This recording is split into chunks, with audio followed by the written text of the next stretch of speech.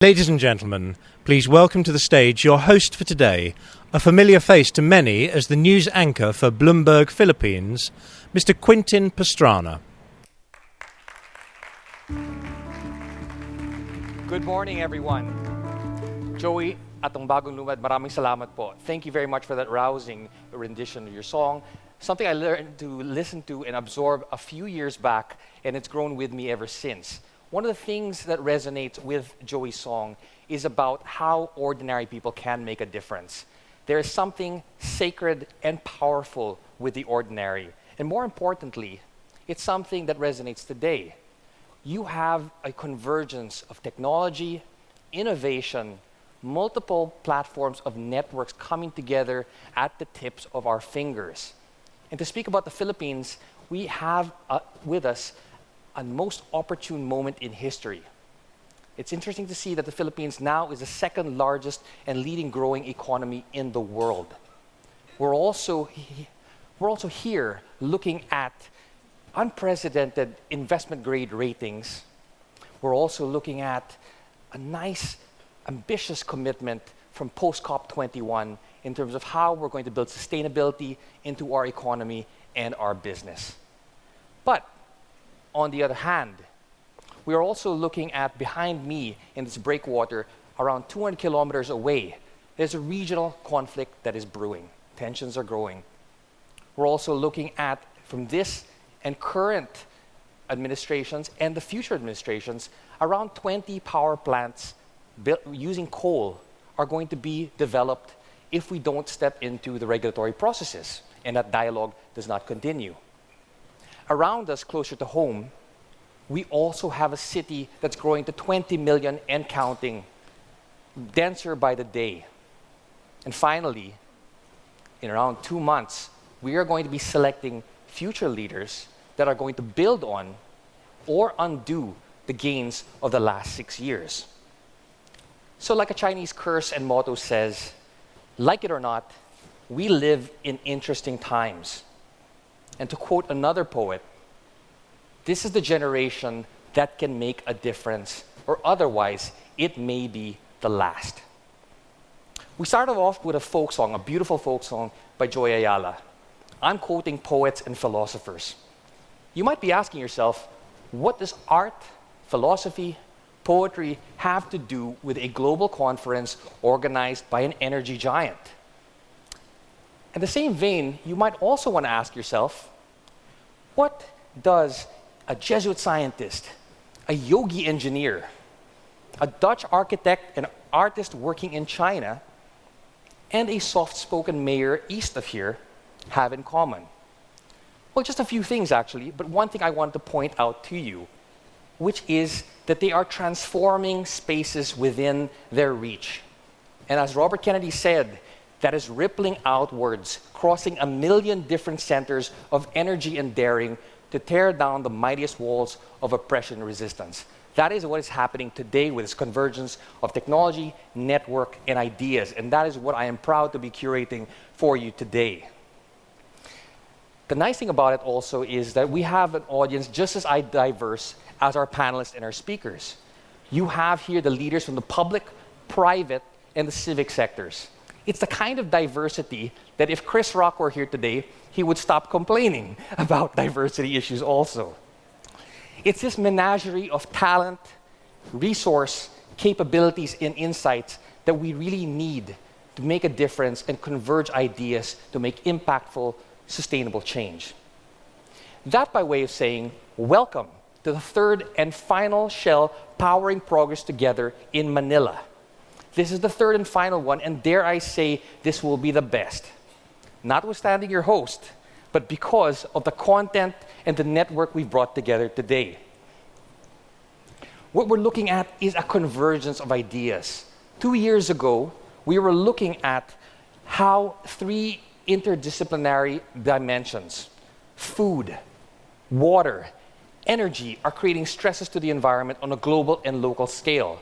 And what kind of a mindset that we need to develop to be resilient to manage and understand these problems. In 2015, we downscaled that level of viewpoints and we looked at resilient cities, The fact is, according to the World Bank, over 50% of population is already in the cities. That's going to grow up to about 10 to 20% over the next decade.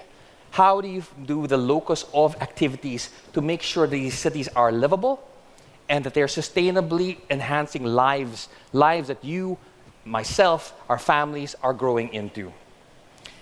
What's important about this year, though, is that it all comes together. This, as they say, is where the rubber meets the road. This is where we develop the ideas, the capabilities, the networks, and the concrete projects to get it done. So even as we've brought together the most diverse minds, talents, and ideas, we also have a very focused, strategic, and excellent agenda for you today. One of the things we're going to talk about is energy transitions and the climate challenge. This is the post-COP21 world. We are looking at how to apply this ambitious commitment of getting, for the Philippines, for example, 70% of our reduction in the way we use carbon from a business-as-usual scenario. How do we get that done? The other thing is, we're going to talk about how to do it. We've got tools, low-carbon technologies, and we've got the best speakers here from both transport, energy, water, and other technologies to help get this done. Now, this is an interactive conference, so I just don't want you sitting there on your seats. So we're going to have a great break here, around 20 minutes of this, so you can network with each other and start germinating these ideas, cross-fertilizing them, and making them happen even during the break. And then lastly, I also want to say that we are going to go into case studies and actual experiences. We've got the mayor of Marikina here to talk about how he's built on sustainability within his city in light of its risks, its growing population, and its brilliant people. We're also going to talk about transport solutions here. Henry Abreu is here who's going to talk about how e-vehicles can transform the landscape, especially when it comes to fleet changes and making immediate impacts to carbon. And then finally, we're going to bring it together with an inspirational person, Dan Roosharde, if I pronounce it correctly. Thank you very much. If not, I'm sorry. But what Dan has done here today is brought together inspiration, technology, art, to get us roused up to do something about things. And finally, we're going to have a sumptuous lunch at the Maynila Ballroom and network further and look forward to what Shell has presented to us today, which is basically the eco-marathon and the energy zone, where we have walking tours to see the latest inventions. 118 teams from the different cities and schools are coming here today to showcase the best of Filipino talent for a global world. One thing to remember also about this conference is while we have the 280 or so best and brightest around this room, this hermetically sealed ballroom, this is not happening in a vacuum. We have Rappler.com here, the leading new social media network in the Philippines. And what they're doing is they're live streaming this event across the boundaries of this ballroom to the globe with their many users.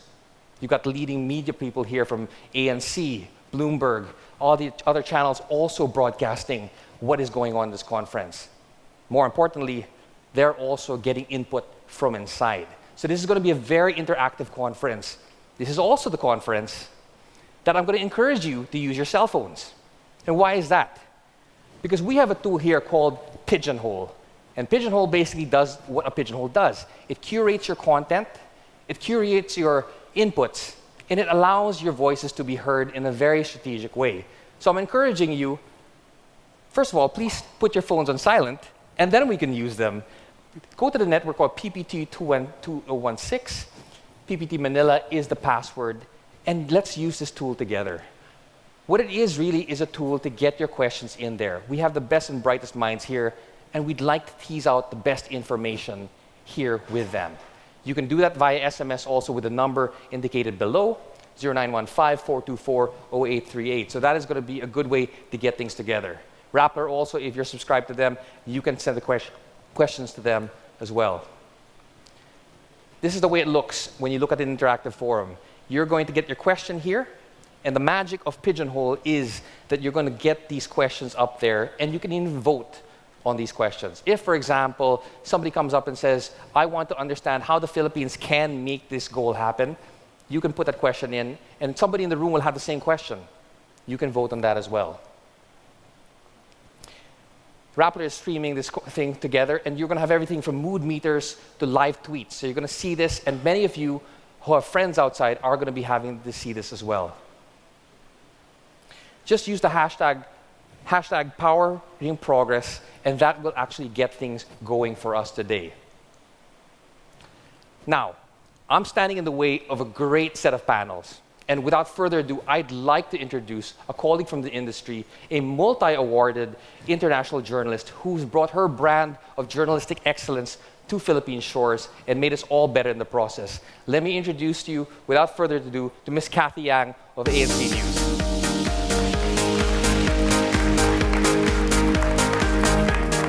Hi, thanks so much, Quintin. Very, very interesting, and really happy to be here and talk about energy. We got to have energy here this morning because that's what we're going to talk about. COP21 in Paris. Indeed, Quintin has given that a lot of context because we're coming away from that and a lot of challenges and opportunities for the stakeholders in energy. It all set us up for today's discussion. The agreement to address climate change, prompting stakeholders to act and invest on low carbon. That is a key word these days, and that is resilient and sustainable. And against this backdrop, you'll find a lot of opportunities as well as challenges. Reason why we're here, title of our panel today, Energy Transitions and the Climate Change. Our world today is exciting, dynamic, and fast-moving.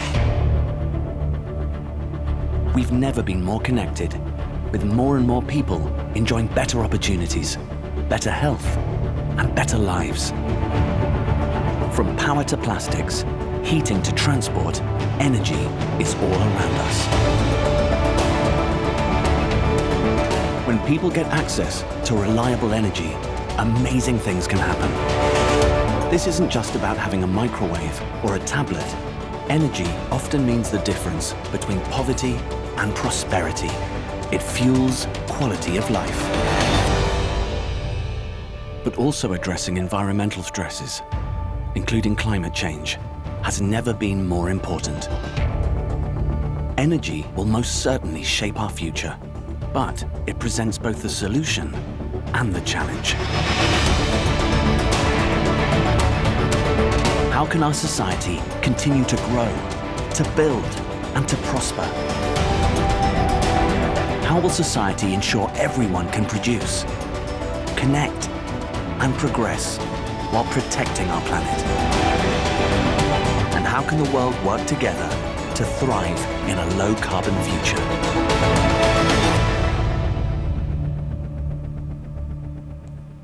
Net zero emissions, that is the buzz phrase in today's energy sustainability. Jeremy Bentham, Shell Vice President for Global Business Environment and Head of Shell Scenarios, was due to join us today, but unfortunately he is unwell. So we wish him a speedy recovery, but we are delighted to have in his stead David Holm, whom I've had the pleasure of having on my show yesterday on Market Edge. Thank you so much for joining us then. Please, he will be giving us a presentation on the Shell Scenarios.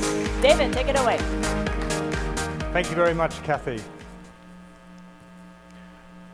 So I'm going to talk to you today about the energy transition and the climate challenge. But I read something fairly timely this morning, just sort of dancing through the media, and somebody had done a preliminary analysis of global temperature data for February. And it looks like the climate system, at least in that month, is in something of an overdrive, I guess with the El Nino in the Pacific. And the temperature in February is getting perilously close relative to pre-industrial levels to the 1.5 degrees C that was aspired to in Paris. Now that's a one-month picture. It's not a long-term trend yet. But we are heading towards a level which is already at the goal that Paris reached just a few months ago. So welcome to the energy transition. But first a word from the Shell legal community. So I'm going to talk a bit about the future today. It's not the near-term future, but it's the future that we'll see right throughout this century. The energy transition is not something that will happen in a month, or a year or a decade. This is a century-long journey. It's something your children and grandchildren will continue to experience as the century rolls through. We've been set, though, a collective challenge, at least for the next 15 years, and certainly beyond that. Last September, in New York, world leaders got together and after many, many years of work, agreed on the Sustainable Development Goals. There are 17 of these goals. They start with really important things. Well, they're all very important, but no poverty, zero hunger. Number 6, clean water and sanitation. These are all goals that require tremendous amounts of energy. The energy that we take for granted, the energy that's flowing into society and has been for the last 2 centuries and has allowed the world to develop the way it has. But there's still many people that aren't benefiting from those developments, and these Sustainable Development Goals are partly aimed at them. But there are other angles to this. For instance, number 13, which is very pertinent today, climate action. Life below the water, number 14, life on land. And the question is, are these in conflict with number 1, number 6? These require large amounts of energy, and that energy has clearly caused environmental stress. And yet in the same set of goals, we're meant to deal with both of these. So let me focus on the climate action a little bit first of all. And perhaps we need some context. We talk about tons of CO2, 40 billion tons per annum is what we're currently emitting. But this is what a ton of CO2 looks like. And in the manufacture of just 10 of these, and remember there's something like 3 billion of these in the world, we emit a ton of CO2. And this is being emitted so quickly that in a day, this is the accumulation of CO2 in the atmosphere. That's a picture of Manhattan. That's every day, 40 billion tons per annum. And we're adding to that as countries develop. For instance, in India, rapid development taking place. From now until 2020, a new coal mine could be opened every month in India just to keep up with the energy demand, to reduce poverty, to bring clean water and sanitation, to meet those first level sustainable development goals. That's what's happening. That's the real world today. But world leaders had a busy 2015. Having settled on the Sustainable Development Goals, they quickly moved on to Paris. And 150 of them turned up at the beginning of COP21 and set the scene for really what is a remarkable outcome. The deal was done on Saturday evening, the 12th of December. There was even a last-minute hitch over should and shall in the text. But this deal was done. It's just 12 pages long, and it's essential reading. There's 2 of the pages. It's a blueprint for the 21st century, along with the Sustainable Development Goals. And it's one that we're going to have to follow to address the climate challenge. If you delve into it a little bit, and I'm only going to look at one part right now, you get to Article 4. And Article 4 really outlines the key goal for this century. And there it is underlined, a balance between anthropogenic emissions by sources and removals by sinks of greenhouse gases.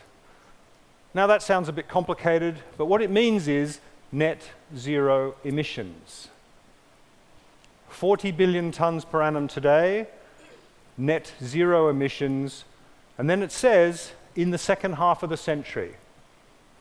So the second half of the century starts in just 34 years. That's less time than I've been working for Shell. So that's an enormous transition we have to see. And this gives you some idea of what that transition might look like. This is the transition that the energy system has undergone since the beginning of the Industrial Revolution.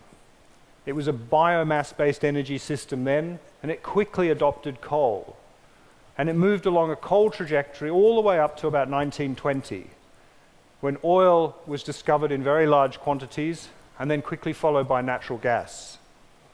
And by 1970, we had a very, very different energy system, one that was providing energy for all of our needs, but of course also beginning the issue of rising levels of CO2 in the atmosphere. And that energy system has remained relatively static for about the last 40 to 50 years, continuing to provide. But just in this century, we have to make a very big diversion away from that. And there's some illustration of the trajectory that we might want. Two different scenarios, and that's what we're going to talk about. In Shell, and we've done this for over 40 years now, we use scenarios to try and understand how the energy system might evolve, how it might change, not just over the next 10 years, but in this current set of scenarios, what we call our new lens scenarios, we've looked right out to 2100. We want to see if it's possible for this climate issue to resolve itself. Is it possible to reach net zero emissions? And we have two scenarios within our new lens set, mountains and oceans. And coming up very soon, and there's a sort of a precursor to that in your packs, a look at more specifically at the net zero emissions world. And mountains and oceans take very different pathways forward, but both of them are able to resolve this climate issue.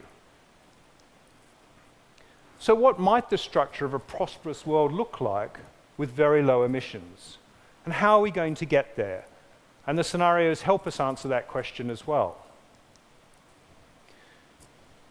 This is just one outcome that I'm showing you. Of course, we have two scenarios, and within the sort of span of those scenarios, there's many, many different possibilities. But the scenarios help us think through what those possibilities might look like. So rather than showing you sort of 50 outcomes, here's one that fits the bill. And this is what the energy system might look like somewhere towards the end of the century. It's much bigger than the energy system today, 2 to 3 times the size in terms of actual energy into the global system. Solar dominates in this particular outcome. Bioenergy is very large, wind is very large. Nuclear continues to have an important role. But look on the left-hand side there. Fossil fuels still continuing to be very large parts of the energy system. 25% of that future energy system, that's less than the total fossil fuels today, but not a whole lot less. And that has to be combined with a key technology, carbon capture and storage, which I'll talk about in a minute. And that fossil fuel is typically used in areas that are very difficult to decarbonize. Big industrial processes that require high temperatures. For instance, manufacture of cement, refining of iron ore to make iron and steel. These are all areas that are quite hard to decarbonize. We focus very quickly on the power sector, and we know how to decarbonize the power sector. There's a range of technologies on offer today. And the power sector will get bigger as more and more of the world electrifies, perhaps as the transport system moves and becomes more electric. But we're still left with a system that has relatively high emissions until you apply a key technology, carbon capture and storage. So how do we get the transition away from where we are today to something that looks like this, at net zero emissions? And a key piece of public policy around this is about establishing a price on carbon dioxide. And a number of countries are doing this today. It could be, for instance, using a carbon tax. It could be the implementation of a cap and trade system, such as we have in Europe, which puts a value on carbon dioxide because of a limit on how much you can emit. Either way, this is a key a key policy for the future. And it's not just something that you implement locally. It's something that you have to implement globally. And it's something that the Paris Agreement is pointing towards. Article 6 of the Paris Agreement talks about internationally transferable mitigation outcomes. So what is that code for? Because that's the sort of language that the UN is great at using and nobody understands. It's code for trading of carbon permits, carbon allowances across borders. It's about using the marketplace to put a price on carbon to enable that marketplace to deliver enormous change. Because it's only the scale of the global market that corresponds with the scale of the global energy system. Trying to change the global energy system by effectively sort of interfering from above is probably not the way forward. Rather, what you've got to do is empower the market from below with tools from above, and carbon pricing is the one. By linking together various emissions trading systems, we end up, hopefully, with a global market and a global price on the emissions of carbon dioxide, which leads to a revolution in technologies and the change that's necessary to bring about net zero emissions. It heads us towards one technology in particular that we think is very important. It's carbon capture and storage. This is the capture of carbon dioxide from power stations and storing it deep underground. Now, this picture here is a representation of the accumulation of carbon dioxide in the atmosphere. That container represents a 2-degree C outcome. It's about 1 trillion tons of carbon emitted since the beginning of the Industrial Revolution. And we're getting towards 2/3 full. 60% of that is expended in terms of the carbon dioxide emitted so far. And we've already committed some more to the future. For instance, there's thousands of coal-fired power stations already in operation around the world, and they'll continue to operate for many years to come. There's 1 billion vehicles on the road, and we may turn them over very quickly to replace them with non-emitting vehicles, but even that process takes time. There's gas-fired power stations. They emit a lot less than coal-fired power stations, but they're still a source of emissions.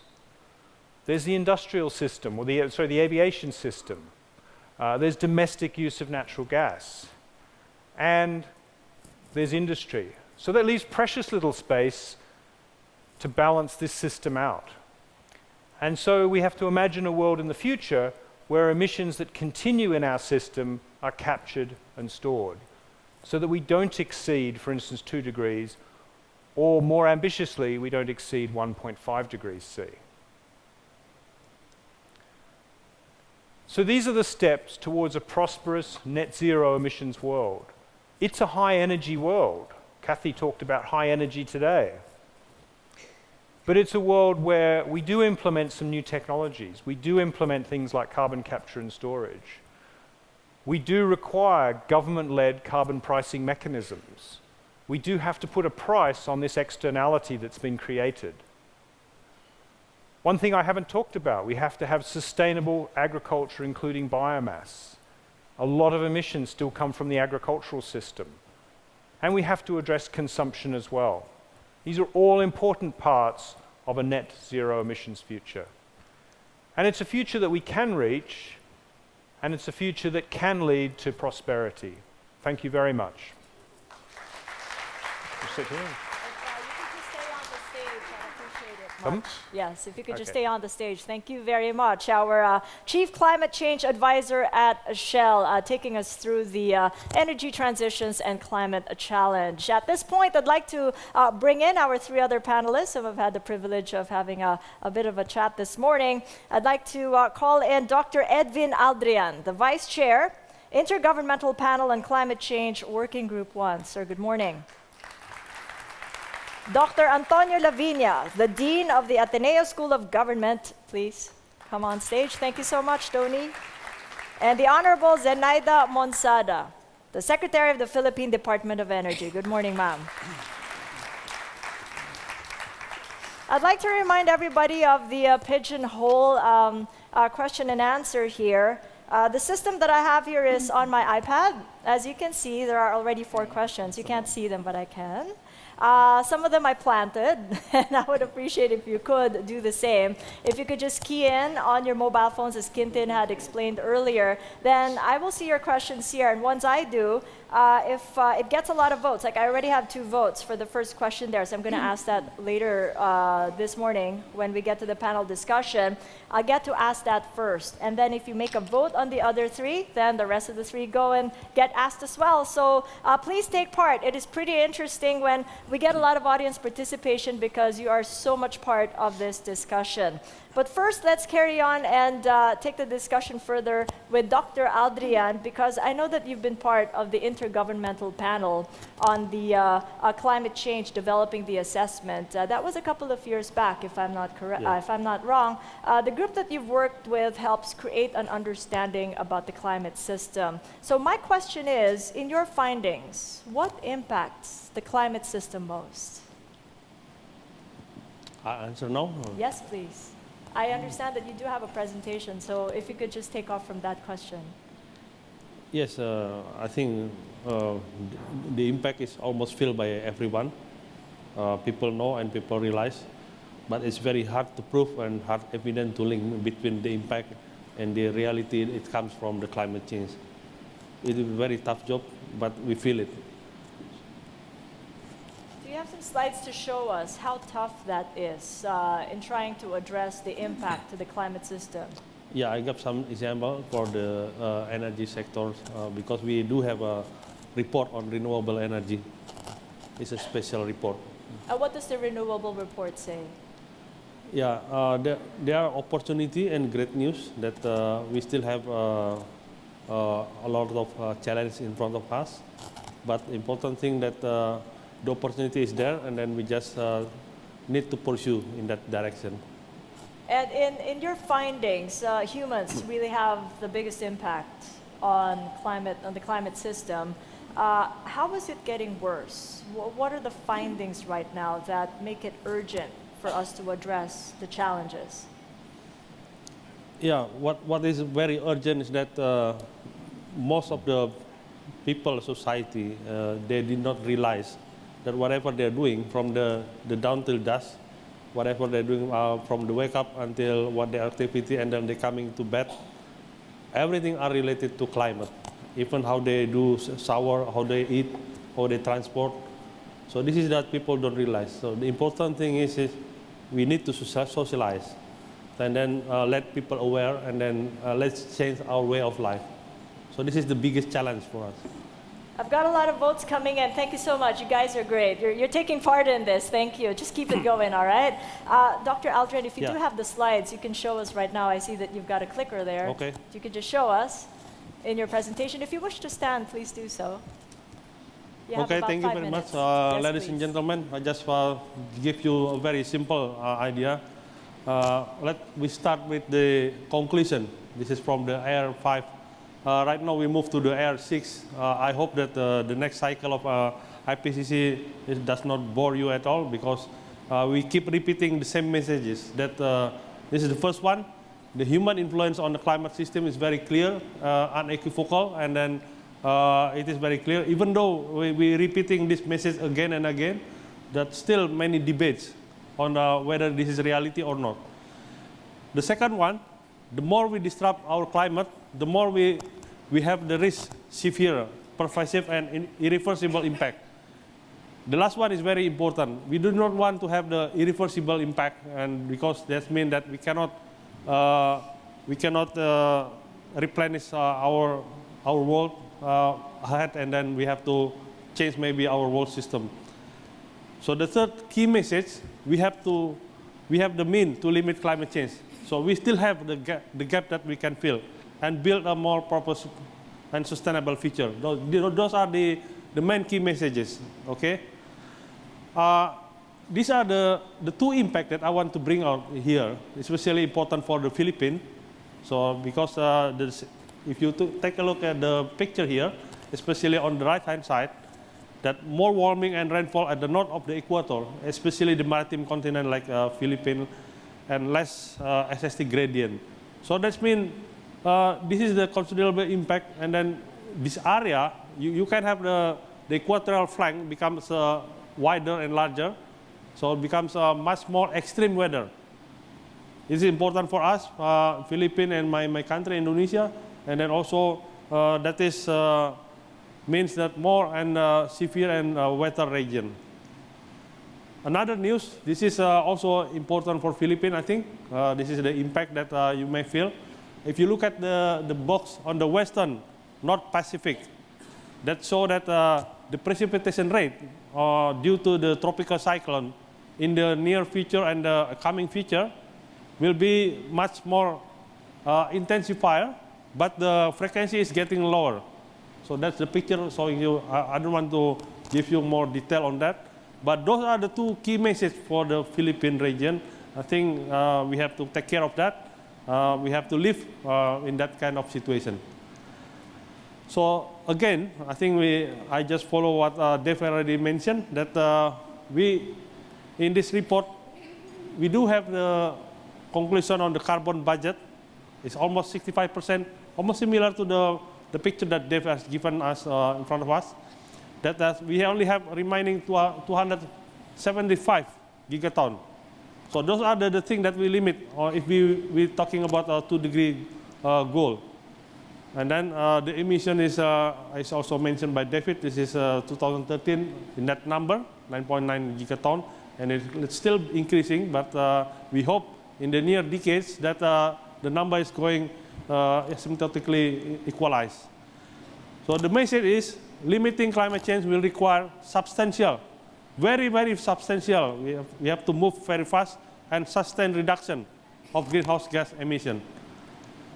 Okay, the good news is that we have this report, the IPCC has released in 2013, the report of renewable energy, that most of the options are there, and then the option is getting better because the price of the renewable energy is going down. This is, for example, on the left is the solar panel and the wind power is going down. On the right-hand side is the biodiesel. Is going down as well. So these are the good news. So I just received the news from the China energy minister. I think 2 days ago, they just declared that in 2015, they just produced for the solar panel energy resources. It's 32.5 gigawatts. And then for the wind energy is 18.3 gigawatt. You know that number is very important, especially for my country, because my government in the next, the last 3.5 years, or the 5-year period, they aim to achieve 35 gigawatt of energy. So China achieved this for 1 year only. I can imagine. This is very good news. So the prospect is there, the option is there. So what the news already mentioned that China has produced it, so why don't we follow it? I think that's the key message for the energy transition. So thank you very much, ladies and gentlemen. I cannot do more than that. Thank you. I think I have already given you a very strong message on this. Thank you very much. It is indeed a strong message. Thank you, Dr. Algie. And I can just update you all. Thank you so much. You guys are working it. The votes are going up. I have to ask the whole page here. I don't know how many I can ask, but let me take the discussion further and deepen it and talk to Dr. Lavinia, because you were there at the heart of COP21. How contentious was it? I mean, I was reporting on the side. I was here in Manila, and an 11th hour banging of the gavel. What was the feeling like? Just give us a view, just very quickly before you start your presentation. It was very intense. I mean, these negotiations, it's not just the Paris, but every climate change negotiations are 20-hour days, 12 days in a row. And in Paris, we extended another day. And on the last 4 days, we were sleeping at 4 or 5 in the morning, back to the conference at 9 or 10 in the morning. So you can imagine when the president of the COP, Minister Laurent Fabius of France, announced that the Paris Agreement was adopted after 6 years of intensive negotiations. There was actually jubilation.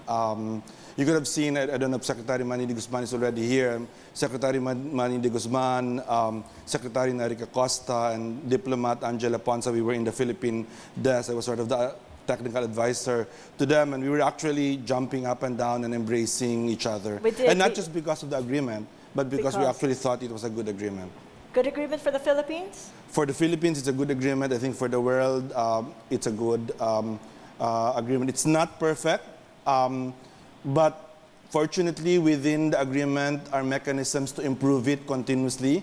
So even if it's an imperfect agreement, it's something worth starting with. Well, tell us more about that through the presentation of your slides. You have 7 minutes. Tell us how relevant that is to the Philippines. What was agreed at COP21? Sure. And I start with that. I mean, with that scene. Where were you in that picture? On December 12, where we're in front. Okay, you were jumping up and down, We're like in you were front saying. of that. I mean, I'll show the picture of the Philippine delegation in a while. I mean, this is an important agreement for the world, very important for Asia Pacific, very important for the Philippines. As David, I think, pointed out earlier, the climate system is in havoc. I mean, the February figures are astonishing. We fought very hard for a 1.5 degree cap because we think 2 degrees is too high already. But in February, just for that month, it's just a month, we nearly topped 2 degrees. It's quite amazing what's happening. So we really need to have a global agreement. And it has to be a global agreement, because if you don't have a global agreement that includes developing countries, the biggest emitters to the smallest emitters, then you won't be able to really solve the problem. That's the Philippine delegation. I mean, composed of both very senior ones. Like, I've been into this for 25 years. I did my PhD on climate change when the climate change in Yale University in the States, when climate change was being negotiated for the first time in the United Nations in New York. And the Philippine government, it was then UP, then as a law professor, they actually asked me to go to New York to help the government, since I was the only expert in the field. So for 25 years, I've been doing this. And there's also very young colleagues there who are there for the first time, both from the government, from all the different agencies, and also from the private sector, and also from NGOs. So it's quite a really good group of people. President Aquino gave us very good instructions. I mean, showed a lot of moral leadership and courage, at least on this issue. We went to Paris with a very strong commitment of 70% reduction of business as usual emissions, which, if you actually translate that, into today's terms, from the best that I can see, given that we are we are net sink right now in the Philippines because of our forests and land, and not very high carbon emissions, that's actually a 10% reduction of current emissions by 2030. It's still high, because we are expected to grow our emissions from today to the next 10 years, I suppose, until we reach a peak. But it's doable. And it's equivalent to what other countries in the region are actually doing, which is a range of 10 to 20% reduction of emissions. So it's not that big, but it's also high enough, and it's doable. But in Paris, we focus on trying to get as strong an agreement as possible. And so we, knowing that we are a vulnerable country, we push very hard for a 1.5 degree. I mean, which people said it's impossible. We only can do 2 degrees. We got that, but only half of it, because we got it as an aspirational target in the Paris Agreement, not a mandatory target. The mandatory target is 2.0 degrees. In Paris, we also fought very hard, and that I'm very proud of, for human rights language and for ecosystems integrity language. In the 25 years I've been teaching this, advocating this, working on this both in government and outside of government. The most difficult part about climate change is that it's so abstract. Until the storms hit us and people died, it was just so abstract for people. I mean, those are really nice, of what carbon looks like, visually. But people don't see that in their everyday, right? So we have to make climate change a people problem and a nature problem. People see, and so having language on human rights and ecosystems is really, really very good. And the Paris Agreement is quite good about that. The Paris Agreement is also good in two respects for the future. As I said, it's an imperfect agreement. It's not adequate at all to solve the problem. We're still on track for a 3 degrees increase in global temperature, which is catastrophic for us. But it has a self-correcting mechanism. We can actually increase ambition every 5 years. The first chance is to do it in 2025, and no one can backtrack. The Philippines can never go back unless, of course, we want to be embarrassed and legally challenged. We can never go back and say, no, we will only reduce less than 70% of what we committed, assuming we ratify the commitment. Nobody's allowed to backtrack from their Paris obligations. So we can only increase ambition. And we have to do that every 5 years, is what we agreed on. Secondly, it has a very good what we call loss and damage mechanism. We actually created in Paris a mechanism by which countries like us who suffer loss and damage because of climate change, we can actually go back to an international mechanism and ask for compensation, for us some kind of support, a financial support, every time we suffer loss and damage because of climate change. So the implications for Asia and the Pacific is actually huge if this is implemented properly. So moving forward, and just to connect it to the last presentation, I think it's very important for us to hold ourselves accountable to what we do. For the Philippines, and it's actually true for all of Asia and Pacific, because all our countries here, thankfully, actually went to Paris with strong commitments.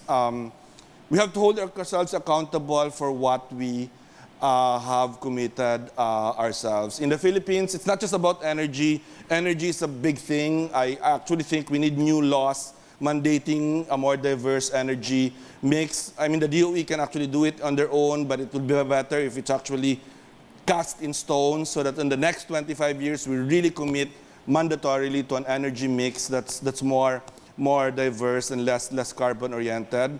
But it's not just energy, it's transportation in the Philippines, it's forest in the Philippines, very big. Because without forests, that 70% is huge, it's impossible. But with forests, it's doable. So we have to fix our work on forests, make sure we don't lose any more forests in the Philippines. And of course, the private sector for innovation, families, individuals, communities must also reduce their emissions if you are able to address climate change. So we all have our part to do in this, the energy transition. Secretary Monsada, what do you make of what he said, what Dr. Lavinia said? Do you think it's doable, 70% reduction, aspirational 1.5%, 2% mandatory? Yes, Can we do it? I would agree that that is doable. But we have to remember that 70% is conditional. What does that mean, ma'am, when you say conditional? That means we need support in terms of technical, financial, to be able to achieve that goal. And that support is going to come from where? From the government in terms of policies or from the private sector? From both, and that would be part of the commitments of the emitters. So again, we go back to this collaboration that's Yes. needed in order to achieve. I know you do have a presentation. You have about 7 slides. If you could pass on the clicker. Thank you so much. You have 7 minutes, Secretary. Okay, good morning. My slides would be something different from theirs, because this would mean statistics for the country, so that we would be able to appreciate more where we are and where we are going. So this slide shows the primary energy mix of the country. So we see an increasing energy requirement, but having more colors, meaning we have natural gas and renewable energy as we move along. In terms of power generation, one thing I would like to highlight is that in the primary mix, we have very high dependence on oil. That's the red color. But in the power generation, it is decreasing. So oil for power generation is practically more for the generator sets that we need in the islands and as peaking or backup plants. Okay. Then this is our outlook. We have a business as usual scenario. That's the left chart. And you see coal as increasing so high.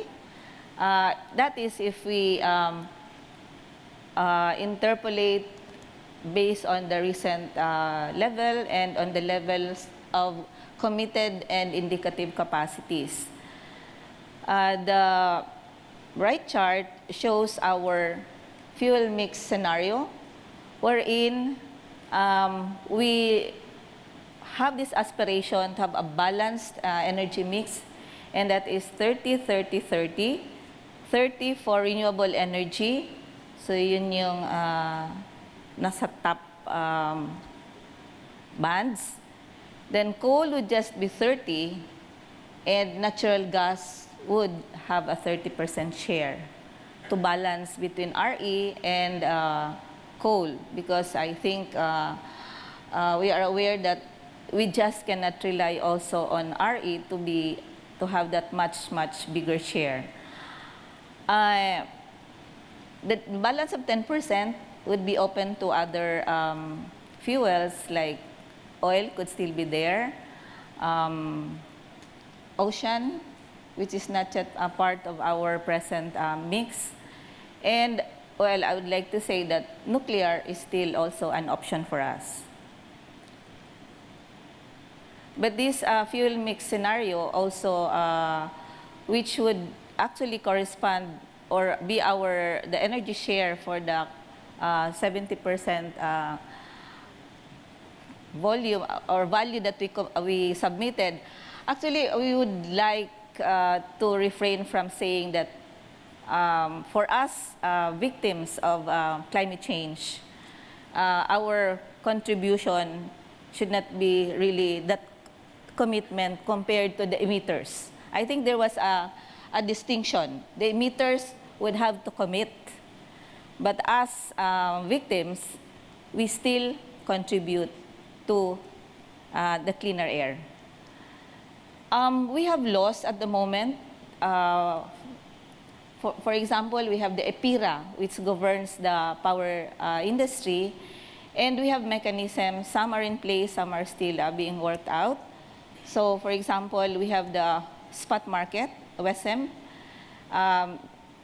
the competitive selection process for acquiring or having power supply agreements. There are already issuances on this by the Energy Regulatory Commission and the DOE. We have retail competition and open access. Circulars have been issued on this.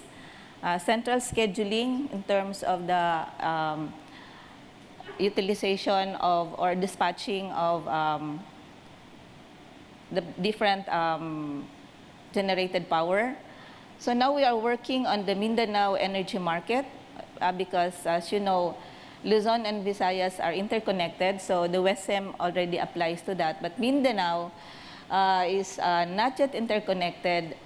Mindanao still, as of today, has, well, the supply is already bigger than the demand, but we need more to be able to meet the reserve requirement so that we can have a continuous, adequate, reliable supply. And Mindanao is where we have most of the new coal plants coming in. But of course, Mindanao would also have several and much, in terms of number, more renewable energy projects, but in terms of the total installed capacity, it's much lower. So we're also working on the reserve market. And that's pursuant to the EPIRA. Now we have another law, which is the Renewable Energy Law, and we have these mechanisms, the feed-in tariff. So solar, wind, run-of-river hydro, biomass, and ocean would have feed-in tariffs. RE, or power generated from RE, fall under must or priority dispatch. So everything that they declare in the market, then that should be dispatched first over any other resource. Then the law also provided for priority connection to the transmission and distribution system. We have a net metering for renewable energy. This is in place. Now the next would have to be, the guidelines would still have to be implemented, but we're targeting that we should be able to release the guidelines before June or up to June. So renewable energy portfolio standard, this would require a certain percentage of every power from the distribution utility to be RE. Now, this is actually my last slide, the directions. So we are now working on updating the energy plan, which would include the power development plan, transmission, distribution development plan, towards that aspired fuel mix policy. So for one, because, can I go over time? Yes, please. Yeah, because there was mention of the carbon tax. I think one of the concerns of the Philippines, and particularly the power sector, is we have a very high power rate. And in fact, we are not competitive with our neighbors because of this high rate. And it would not be a good idea to impose carbon tax on coal to make coal comparable to the other fuels for power generation. So what we plan to do is really encourage RE development, and then categorize plants as to base load, mid-merit, and peaking so that there can be competition from these different categories. Then one of the issues on projects, not just energy projects, is the permitting process. So we have this project which this is for tracking through a virtual tracking system where the proponents of projects can track where their applications are with the different government agencies. Then the government agencies would also have access to it so that they would know, because we would have, say, target time for each processing of permit, clearance, endorsement, and so on. And also the public could have access to this information, although not in much detail. And of course, our target for the 70% we're talking about would also include energy efficiency and conservation. That would be a major component, because if you efficiently use energy, you would need less power plants. And that would be from the producers and the consumers, not just the end use, but even from the generators and all throughout the supply chain. Then, of course, information that should be strengthened so that we can have a more appreciation and eventually cooperation. Then international relations and partnerships. This would be very important because the collaboration, cooperation and coordination, again, is very important. And then, as mentioned, and I would like to note that we have here Congressman Ray Umali, the chair of the Energy Committee, who is also very supportive of us.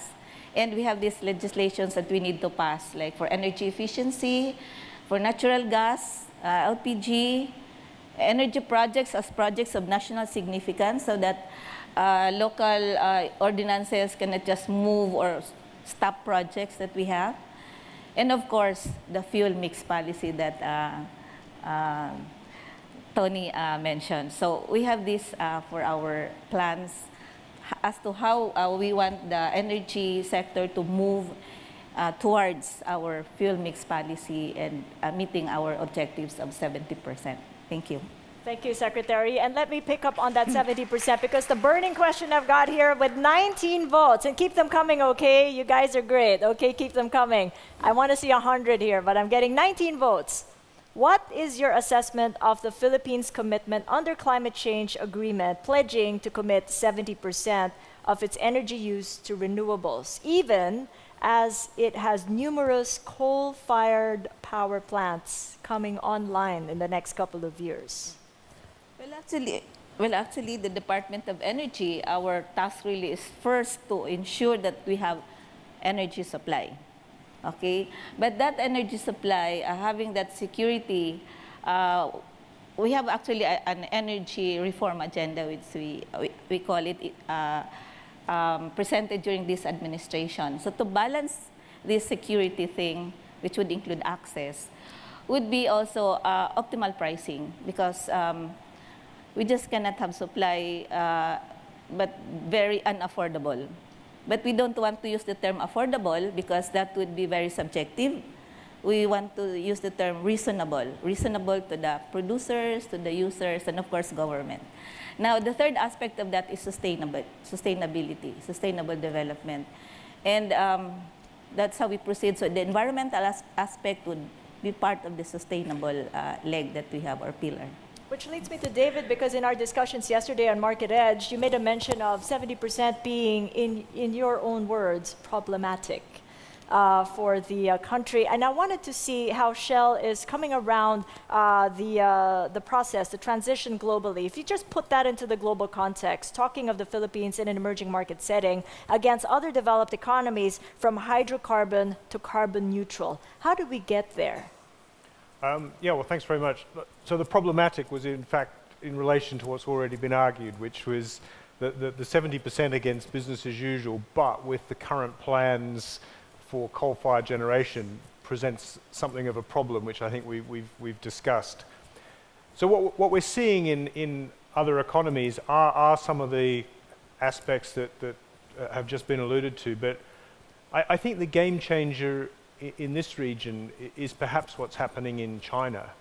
So China has embraced a very ambitious program, but most telling is that it's introducing a nationwide cap and trade system to put a price on carbon in the Chinese economy. And I recognize the concerns here that the Secretary alluded to, but China is nevertheless moving ahead on this basis. And a price on carbon in the Chinese economy is going to affect this region, I think. It will encourage other economies to do the same. And it may, just because of the influence it has, more than encourage other economies to do the same, in that they'll feel compelled to do it because of competitiveness with the Chinese market.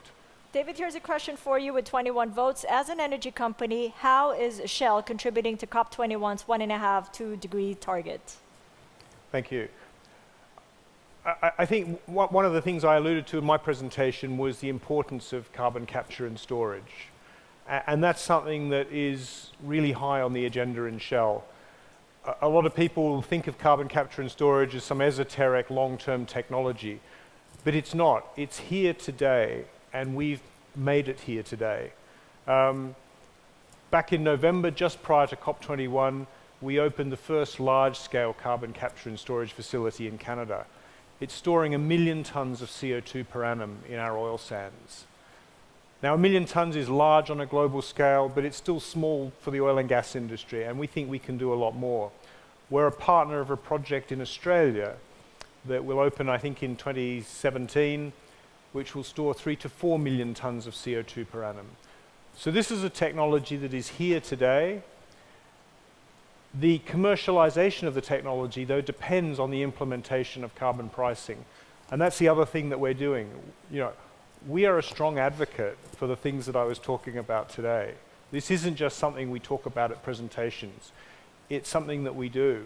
You know, we were a strong supporter of Article 6 in the Paris Agreement to try and bring carbon pricing into the global economy. We've been a strong supporter, for instance, of the mechanism to push the emissions trading system in Europe to higher levels of carbon pricing.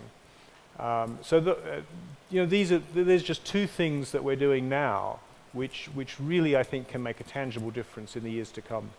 Professor Aldrian, what do you think? Are we anywhere near carbon pricing? Because as an emerging market, Indonesia, you've gone ways ahead in trying to address the climate challenge, but there's still so much opportunity as there are challenges. In terms of carbon pricing, is the government talking about that already in Indonesia? Not really for the Asian country. It's already established in Europe, North America, maybe in China.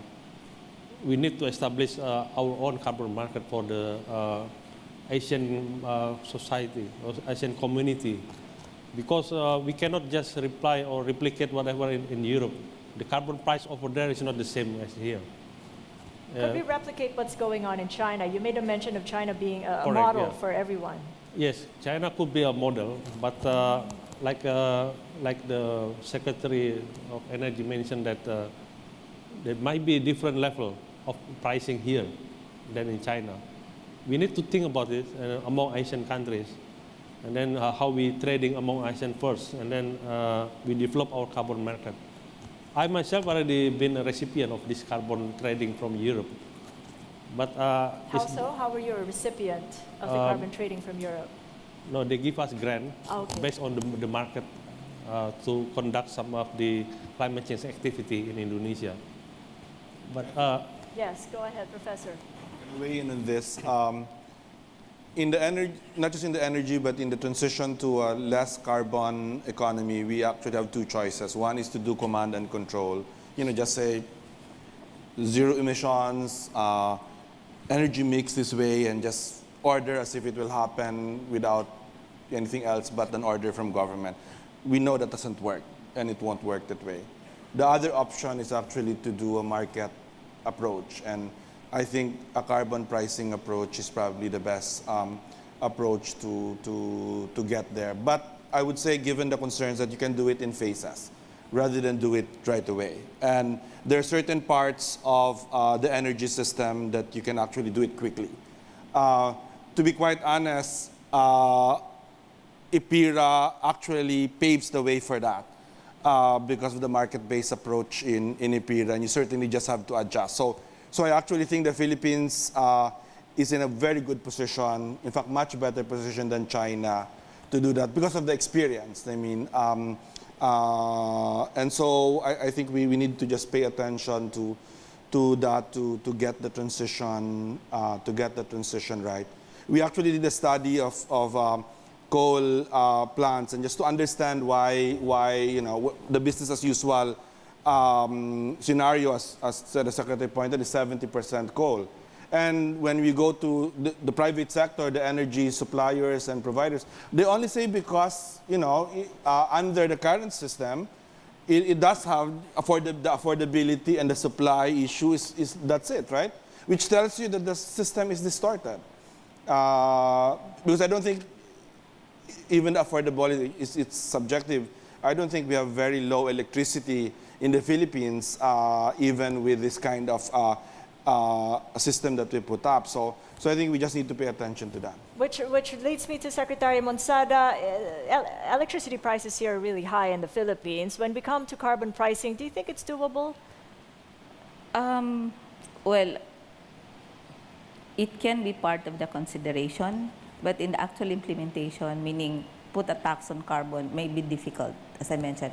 But anyway, let me get back to how can we possibly meet our 70% target when we have more and more plants coming in. Well, first, I would like to note that the share of the Philippines in terms of emission is only 0.27% of the global emissions. And even as we say have these new coal plants, we're requiring that newer technologies have to be used, meaning these plants should not be emitting similarly as the old ones. So there should be less emissions and more or better practices.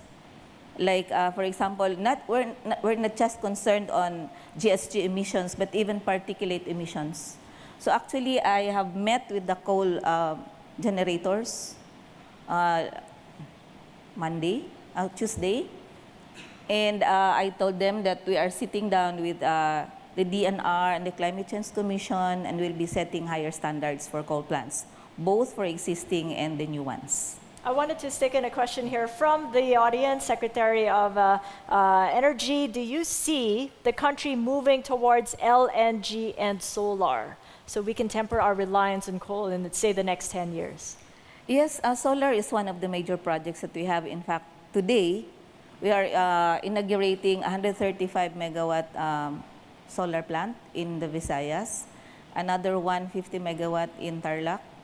And solar is really one of the fast-moving RE resource, and precisely because we have a 500 megawatt installation target, which has a deadline on March 15, so that keeps us very busy because many are going or participating in the race to be able to be qualified to the feed-in tariff. And also, if I may note, yung solar is also a major fuel that we will be having in off-grid areas, the far-flung areas. We have actually a grant from the EU which will help us have household electrification in the remote areas. So solar is a major thrust, a major project in the Philippines. Just very quickly, you made a mention of clean coal, and one of our audience members here, we got a couple of votes. What is clean coal? Well, it's really clean coal technology.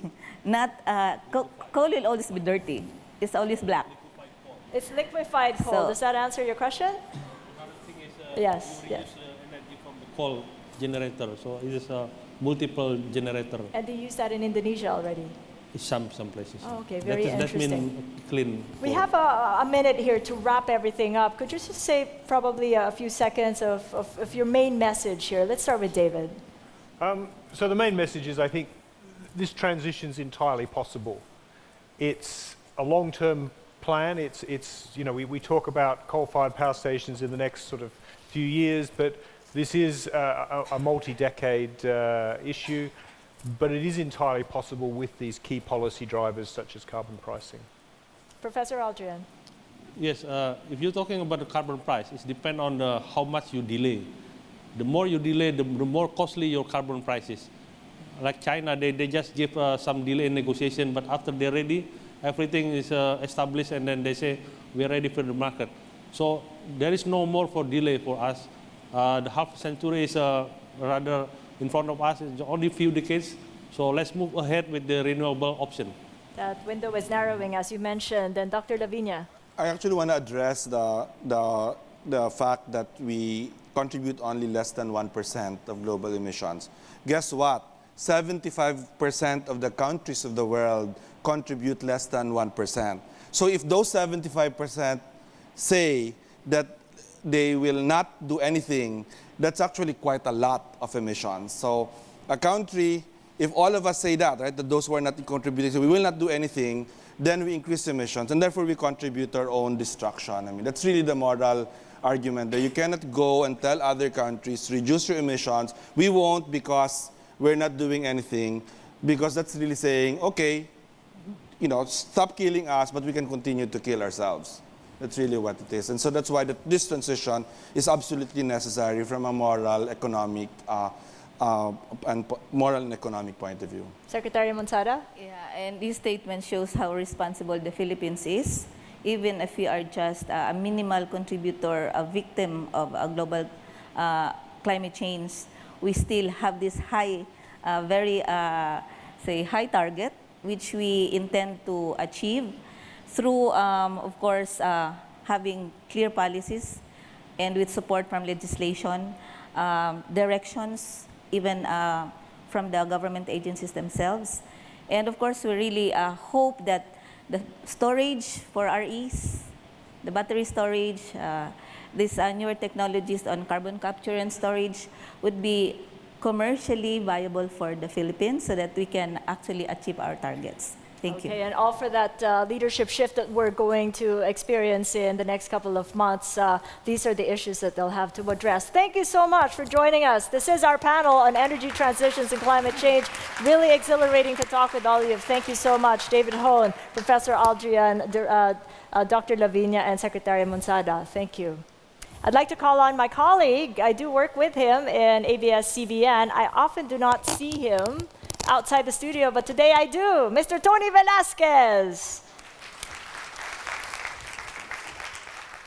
He is our anchor for Future Perfect. You must have seen him Good carrying morning. a few gadgets. I know I have my gadgetry, and I know I do have to endorse this to you, or you won't have a chance This to is ask, akin to the handover ceremony in Hong Kong. Yes, yes, of course. Okay, here. Thank he's you, a joker. Kathy. He's Thank actually you. called Kakanturing. And I've never asked you actually why you're called Kakanturing. Why? I'd like to take this chance now to ask that before we get down to work. Yes, well, if you do follow me on social media, I have an Instagram account, I have Twitter. I do call myself Kakanturing on both those platforms. A lot of people are wondering whether it means something naughty. No, it does not. I am not related to Alan Turing as well, by the way. Kakanturing started out as a little joke while I was still covering the Malacanang beat. I used to play practical jokes on the household staff in Malacanang. I would call them up and I would use different foreign accents, impersonating different embassy personnel, and tell them that we need something delivered to the palace, and they would scramble right away. Oh my And then- goodness. Has anyone yes. fallen for that trap? A lot of times. Oh my yes. goodness. So Kakanturing was the best code name I ever used. It stuck ever since then. There you So go. I feel like Kakanturing is already part of my persona. Kakanturing, take it away. Thank you very much, Enjoy Kathy. the day. Thank you so much. And thank you, ladies and gentlemen, for welcoming me to today's Shell Powering Progress Together. Actually, I was really very pleasantly surprised that I was invited to moderate one of the panels here. One of the topics that is actually very close to my heart, being a technology show host, is how we can use renewable energy to address many of the current problems that the Philippines and many other countries are facing nowadays. But before we get to the nitty-gritty of renewable energy, sometimes I'm wondering whether when we're talking about the climate change agreements that were reached in Paris, so we're talking about 1.5 C, 2 C, we're talking about degrees. In the Philippines, it used to be said that there are only 8 degrees of separation. I mean, you meet a taxi cab driver and you're somehow related to him. Oh, uncle pala kita. 8 degrees of separation now becomes just 1.5 or 2 degrees of separation, separating us, the planet, from what people see could be potentially doomsday for all of us if we don't stop global warming. A lot of people out there are still denying that global warming is happening. So there are deniers, no doubt about that. But then again, when you talk about carbon, how can you deny that carbon doesn't exist? It's even in our political system. In fact, one candidate is said to be smeared with carbon, which is so bad. I did not say who, but please just imagine it in your mind. Well, today we're going to be talking about innovation and how innovation becomes a key factor in creating the solutions as well as, of course, the opportunities to address many of the pressing concerns that are weighing down on the global environment. It will be talking to some of the innovators who've actually come up with really brilliant ideas on how to cut down the carbon footprint. Now, a lot of you know about the statistics that cities, many of the urban areas, contribute to 75% of the global emissions that are actually blanketing this planet. If you don't believe that, go back to previous reports and look at Beijing. Now, Beijing, of course, as you could remember, was the most visible example of how much carbon is being poured into the environment. Now, today we're going to be talking about how innovation can create the solutions to those kinds of problems. We have on our panel 2 distinguished gentlemen who will be sharing their experiences on how they've combined innovative technology with sustainable business models. And I think that's the crux of the matter there. You may have a brilliant technological innovation, but you don't know how to market it, or you can't convince the public why they should buy it. So we'll be listening to the experiences of 2 of our panelists today on how they've actually marketed their technological innovation. Now, we'd like to invite our first speaker on stage. He will be sharing with us his experience in developing renewable energy systems for both rural and developed communities. And renewable energy systems are so in demand because we are trying to find a way to reduce our carbon footprint. So ladies and gentlemen, please welcome with me here on the stage our first speaker. He is the CEO of We Energy, Mr. Atem Ramsunder Singh.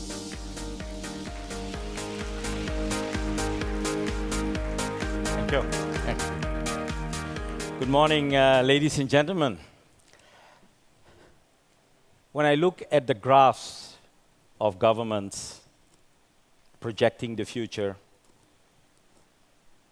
I see graphs that are produced by mindsets, a set of mind that is stuck into old concepts. So if you look at the future, you are looking at those minds that created the problems. Einstein said, the mindsets that created the certain problems are not the same mindsets to change that. Now, I can give you a whole presentation and keep you busy for a couple of days talking about the minds and how we change the mind. But I would like to take you all through an experience of mindset and alignment, how the impossible can be made possible. Are you ready for it? Then stand up, please.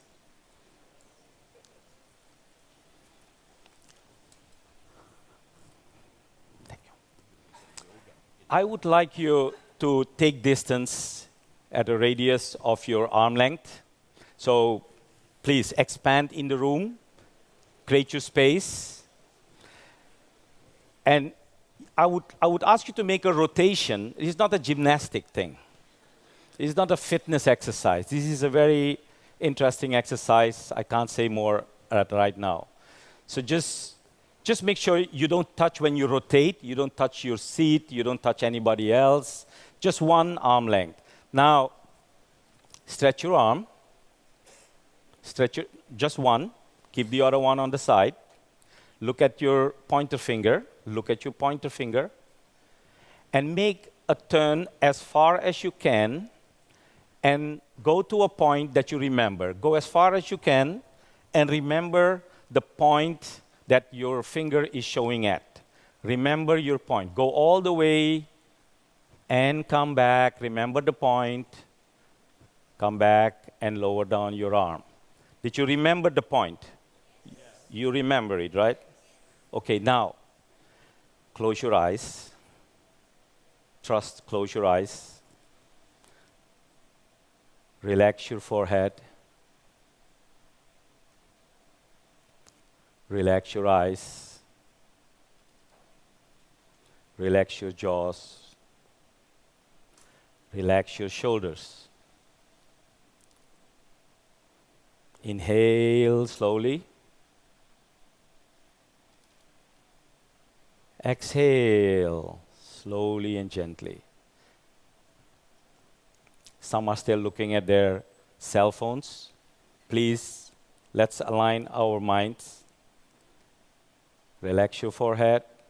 Inhale slowly and exhale slowly. Now, maintain that awareness level and you will perform the same action in your imagination. So now imagine, don't move your body, don't touch a chair. Just be standing free. Don't touch anything. In your mind and in your imagination, lift your arm again. Don't lift your arm physically. Let your arm be there. In your imagination, it's okay. Lower down your arm. In your imagination, lift your arm. See your arm being lifted. In your imagination, look at the pointer finger and rotate and go back to that point you remember. Rotate gently and go back to that point you remember. Now go beyond that point. Go beyond that point in your imagination. Remember that new point.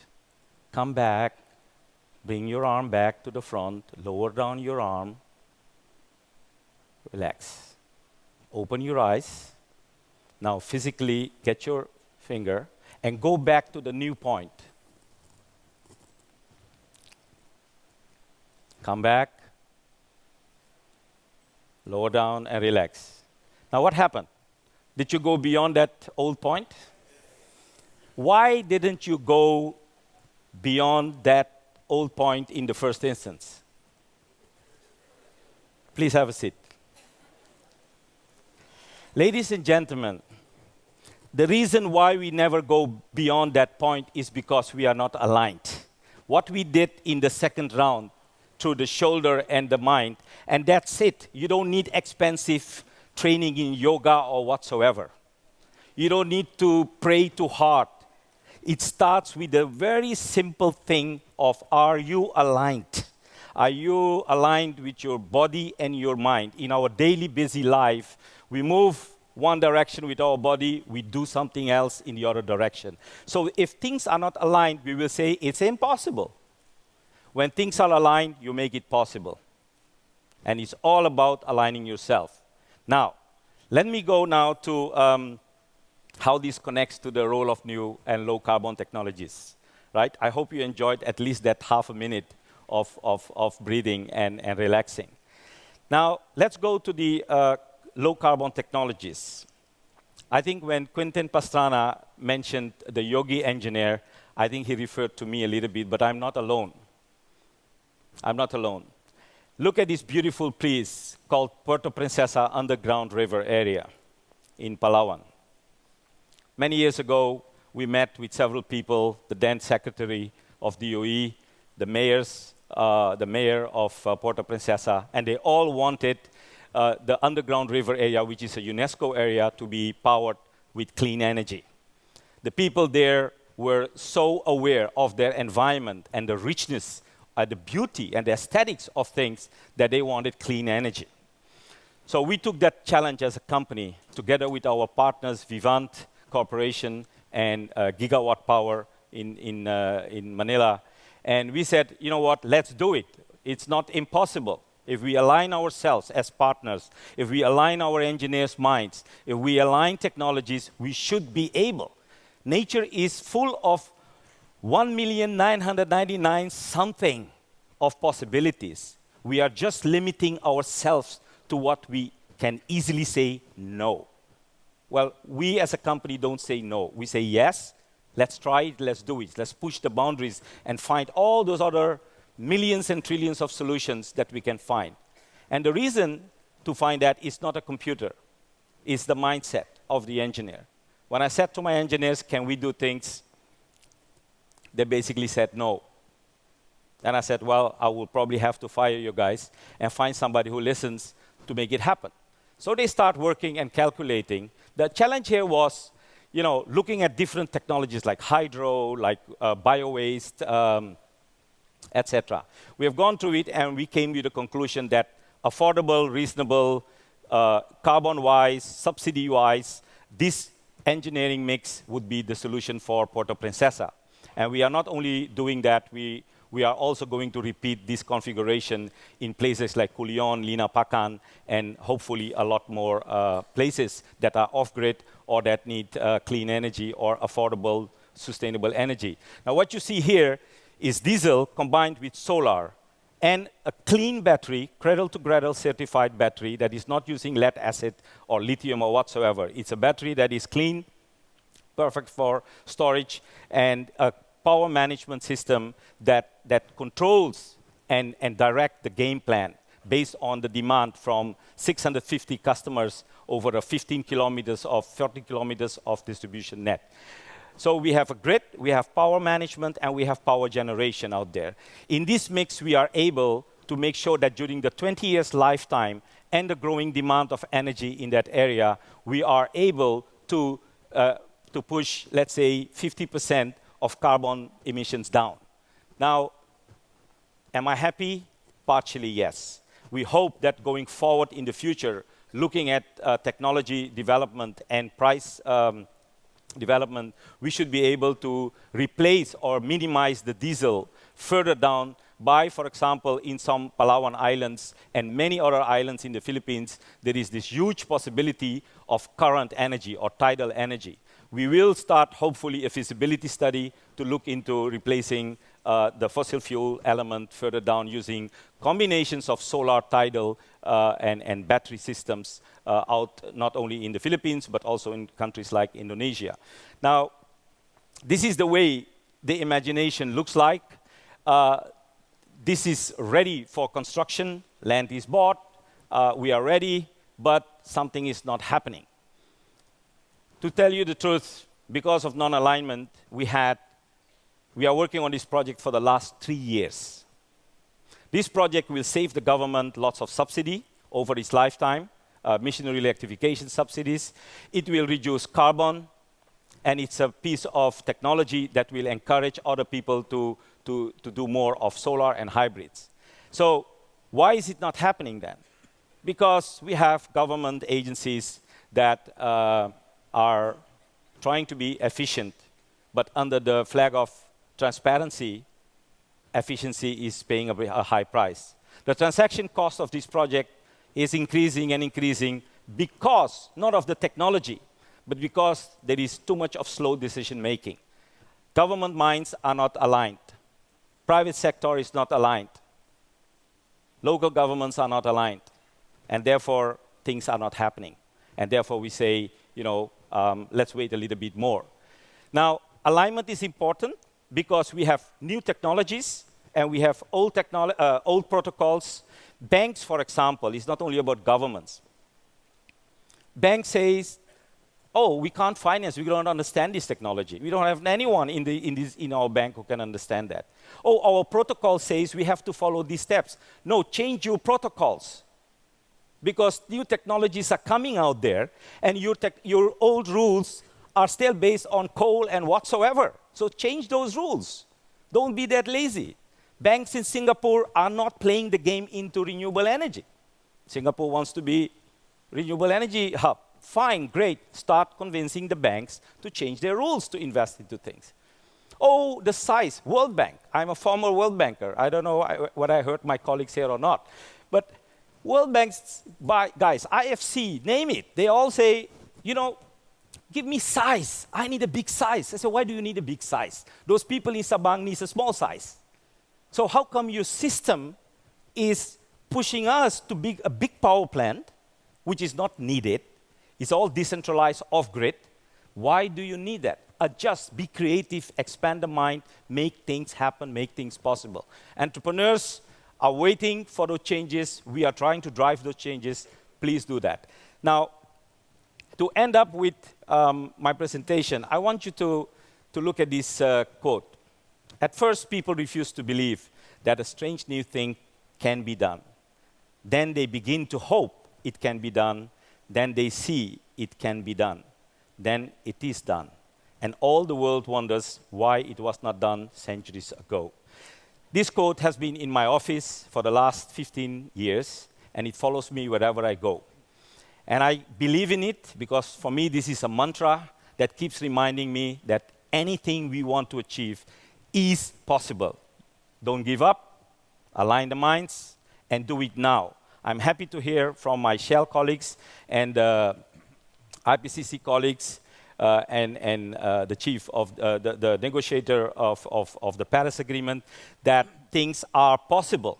And don't wait too long.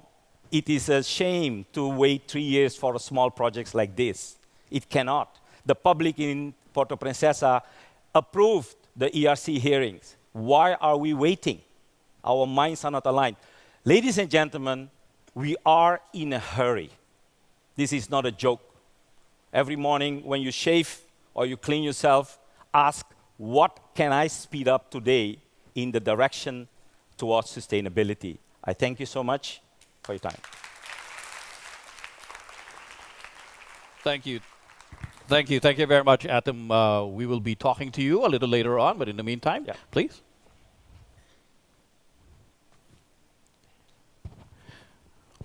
I don't know if the Energy Secretary has already left the building, but I think Atom's messages should have actually been written down and sent through a note. I'm sure all the protocols will change, but what year do you think that will happen? Oh, okay. Fantastic. Please don't hold your breath. And don't release any carbon while you're doing it. But you know, that last quote that you actually put up on the screen applies, I think, to many of the technological breakthroughs that we've seen maybe in the past 150 years or so. I mean, people first said, man cannot fly, and the Wright brothers proved that they could do so. And then a lot of other people said that, you can put music in a small device in your pocket and look cool while you're doing it, wearing a black turtleneck. And people said, no, you can't do that. But then he proved it. There's so many things, of course, that naysayers will say are impossible to do. But I think the case studies that we have in this panel today will show you that there are things that can be done if you put your mind to it, if you close your eyes and put your finger to it. Okay. Later, Atem, I will try that at home. But our next speaker will talk to us about how you can reduce carbon emissions by promoting the use of clean energy, electric energy, in public transportation. I suppose you've seen that in other cities now, in Metro Manila, and you're wondering what's new about having electric public transportation. Well, our next speaker will explain the innovation that he actually put into that system. And he's going to show us how promoting the use of electric public transportation will not only just move people, but will also help move the needle in our cutting carbon emissions. So let us please welcome the second speaker on our panel. He is the CEO of Talino EV, Mr. Henry Abreu. Oh, you have your clicker? Okay. Good morning. Electric vehicles are seen as a solution for global climate change. But to date, they're only affordable for a very few. For true climate change, electric vehicles need to be adapted for the masses. As such, the real need for electric vehicles are what I call megacities of Asia, for use for what we call short-haul transport that are used by millions daily. They're called a lot of names, and we know them. They're jeeps, tricycles, tuk-tuks, auto rickshaws, bajas in different countries. Today, I would like to give a candid and pragmatic view of our experiences in dealing with this. And I'd like to put specific mention about what I call demand-side needs, the needs of the end users. The first lesson that we found is that the market demands better performance. And I'll be very candid. What is out there right now just doesn't cut it. They're slow, they're heavy, they have limited range, and it takes too long to charge. And if you look at the root cause of the problem, it's the battery. Most of the electric vehicles, or EVs for short, that are out there use first-generation batteries, what we call lead acid. There is a need to adapt these technologies to newer battery technologies to be called lithium-ion. But it's easier said than done. Lithium-ion batteries require a different set of technological know-how that may not be present in the electric vehicle manufacturers here in the Philippines. The next problem or lesson that we found out is the market needs more affordable electric vehicles. For example, the alternative electric tricycles that are being sold out there are about 3 to 4 times more expensive than their gasoline-powered counterparts. It is very hard to rationalize a 3 or 4-fold increase in price, especially for the one who's paying for it, the end user. And if you look at what is causing this, again, you guessed it, it's the batteries. Okay. The batteries can cost around as much or even more than the electric vehicle itself. So how do you solve this problem? And again, you solve this problem by taking a different look at the battery. Just as your gasoline is fuel for your car, or electricity is fuel for your aircon or refrigerator, stored energy on your battery is really fuel for your electric vehicle. And as such, you actually pay for your gasoline and your electricity on a usage or consumption-based basis. So much so, we should also be paying for that battery energy on a usage-based basis. The paradigm shift really is that from an end user point of view, you should not consider it as an asset. It is a consumable. This has actually happened in the solar business when innovative companies like Solar City went out and said, you don't have to buy your solar panels, we'll install it for you, and you pay us based on usage. We believe that this is what got solar energy going, and we believe this is what is needed for the electric vehicle industry. The only difference and challenge, of course, is that the rooftop is fixed while your vehicle is actually mobile. So what did we do? Well, I'll do some technical stuff. We built the first cloud-connected lithium-ion battery pack, okay, whatever it is. Now, if you look closely, okay, you will see that the integrated into the electronics that makes the lithium-ion battery work is a SIM card. That makes it cloud connected. And what are we able to do because of it? The first thing is we've offered it to the EV manufacturers in the Philippines. It now allows local EV manufacturers to avail of lithium-ion technology. And to a new technology called Internet of Things, cloud connection and everything, we can now monitor and meter the usage of the batteries. And therefore, we can allow payment based on usage. A term we call load and go. It's a marketing term. Now, once we've done load and go, what were we able to achieve? In conjunction with local EV manufacturers, we were able to achieve what we call purchase price parity. Whereas before I said that alternative electric vehicles were about 3 to 4 times more expensive, today we're actually able to achieve the same performance or even better performance than the gasoline-powered counterpart with roughly the same price. First time in the world that purchase price parity is achieved. The second one is we're also able to do lower or better operating costs. With the gasoline prices, based on gasoline prices October 2015, it's lowered by then. Typical tricycle driver pays about 200 to 250 pesos a day in terms of fuel. The equivalent fuel cost of electric vehicle is around 150. So we were able to achieve purchase price parity and operating price parity or better. 2 necessary ingredients that we think is needed for the mass adaptation of electric vehicles. So after a year or 2 of beta testing and testing this stuff, what other things did we learn? Well, the industry really needs government support. And in terms of what I call franchise or regulation issues, to date, a lot of those electric vehicles out there are in what we call temporary special permit.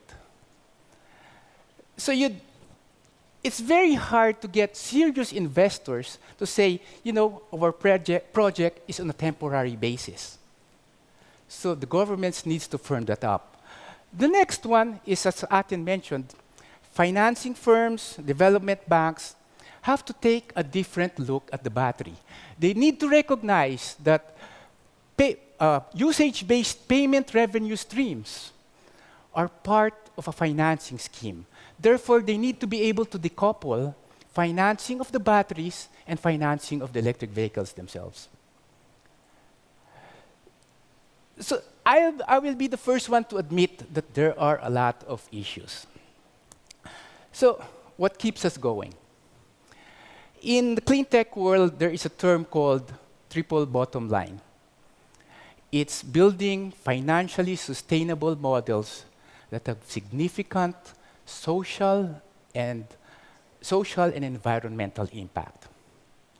We see no better example of triple bottom line than what we're doing right now. But we can't do it alone. We need your help. Thank you. Thank you. Thank you very much, Henry. Henry, can I actually ask you to stay on stage? And I'd like to call back Atom to join us also as well. So have a seat. Yeah. Adam? So at this point, we'd really want to actually just take off on some of the points that both Adam and Henry have already mentioned to us. But also, I'd like to remind our audience today that Pigeonhole is still active. It's still up and running. And if you have any questions, to actually post them on Pigeonhole. I've got a couple of questions already, although I think the iPad just quit on me. Talk about Apple products. Let me switch to my handy Android device. We've got actually about 5 questions, I think, that have already been posted on Pigeonhole. So we'll be asking Adam and Henry. Some of these questions are directed to either gentleman. First, Adam, your point about aligning the protocols to the new technologies. Some people might read a different meaning behind what you say as protocol, which is actually spelled as CORRUPTION. What? Did I lose you there? I mean, in your dealing with the bureaucracy and trying to set up your renewable energy system in Sabang, have you encountered anything by way of, say, somebody trying to get some financial incentive out of you before they can? Okay, corruption exists. Yeah. Oh, okay. I spelled that right. Yeah. But I can tell you one thing of the Philippines, and so far with this project, we have not even paid a lunch to anyone to get to do what they supposed to do. And I think it's important to make clear, as an entrepreneur, certainly if you are working with clean technologies are there to be clean. Clean financing, no flip-flapping with CDS and Goldman Sachs kind of stuff. We cannot allow people to come into clean energy and pack stuff and sell it as hot air to pensioners, grandmas and grandpas out there and lose their money. Housing, it happened in US. Please don't allow that to happen into the Philippines or into the ASEAN. Don't allow that to happen. Clean energy must be clean. So we make that clear. And I also know that some of my shareholders say, please, please don't say it too loud, because these government guys and whoever there will drain those things and won't approve your stuff and we'll lose business. Sir, we don't care. Clean energy is clean energy. Now, in this case, I must say it's a complicated stuff. There are old rules, old protocols, old laws that do not know how to deal with a hybrid system. How do we evaluate that? In the Philippine system, one look at the price of today and says, do we have the budget or we don't have the budget? Oh, you're too expensive. If you look at what international development banks do, they look at the life cycle of a technology and they look at the entire projection of inflation, of price increase of several components, and then based on that you say we can save over 20 years so much carbon, so much money, etc., etc. Now that thinking is not there into the current government systems, not only in the Philippines, but in many other countries, even some of the developed countries. So it's not a cultural thing. It's not a Philippine thing. No, I think it's a human thing, and that's why I demonstrated there that alignment has nothing to do with carrying a Filipino passport. It's about your human being whose mindset is not aligned, and therefore we are not making the effort to understand. Now, why are we still in this game after 3 years? Several people, including my shareholders, my partners, said, maybe we should give up. Maybe we should it's too small, let's don't worry. You see, if people like us starts giving up, change would never happen. You would never have this BlackBerry in your hands, right? We would be killing it because of commerciality, or sorry, Android. So what is important in here is that we work together with the agencies. We did that. We are not afraid to work into a multi-stakeholder approach. Now, we have spent hours and hours of time to educate and take along with us those officials who were in charge of the contract negotiations. Now, when the government says, we need 75 days to clear your stuff, why do you need 180 days? Right? 75, 180, to me, that sounds like a factor 2 almost, right? So why do you need that? And there is no transparency on that. Now, we have had the ERC's public hearing, which is an official 4-hour session in Sabang. 200 people showed up. It is the first time in the history of the ERC and the energy sector in the Philippines that during that session there was no opposition, no intervention of anyone against this project. Now, you tell me, if on the 22nd of September, 200 people have said yes, why do we need time until today, March 3rd, of saying yes or no to this project? Now, I do know that the colleagues in the government have a lot of workload and that things need to be done. But, ladies and gentlemen, if we have those ambitious targets of the Philippines or of Indonesia or of China, we can't afford government to hide behind transparency, hide, I would say, inefficiency behind transparency. We are not for shortcuts. Do your due diligence, apply your rules, but make sure it happens fast because we have no time to lose. I think less than a decade ago, we passed a Renewable Energy Act, and the country, of course, was very proud to have that legislation at the forefront of the previous administration. But where do you see the Renewable Energy Act helping companies such as yours to promote this kind of hybrid technology? Frankly, it's good to have rules. But if the machinery behind those rules is lacking oil and grease and whatever, things are not going to happen. It's beautiful to produce documents. Philippines has a beautiful culture of producing laws and regulations, and do that in the way that we have been preaching for years in the development world, of doing in a participatory way. So many consultations are happening, and the rules are not being applied or done. And let me not only hit the governments here. The banks and the corporations are in the same boat. Technology companies do not understand multi-stakeholder approach and being patient.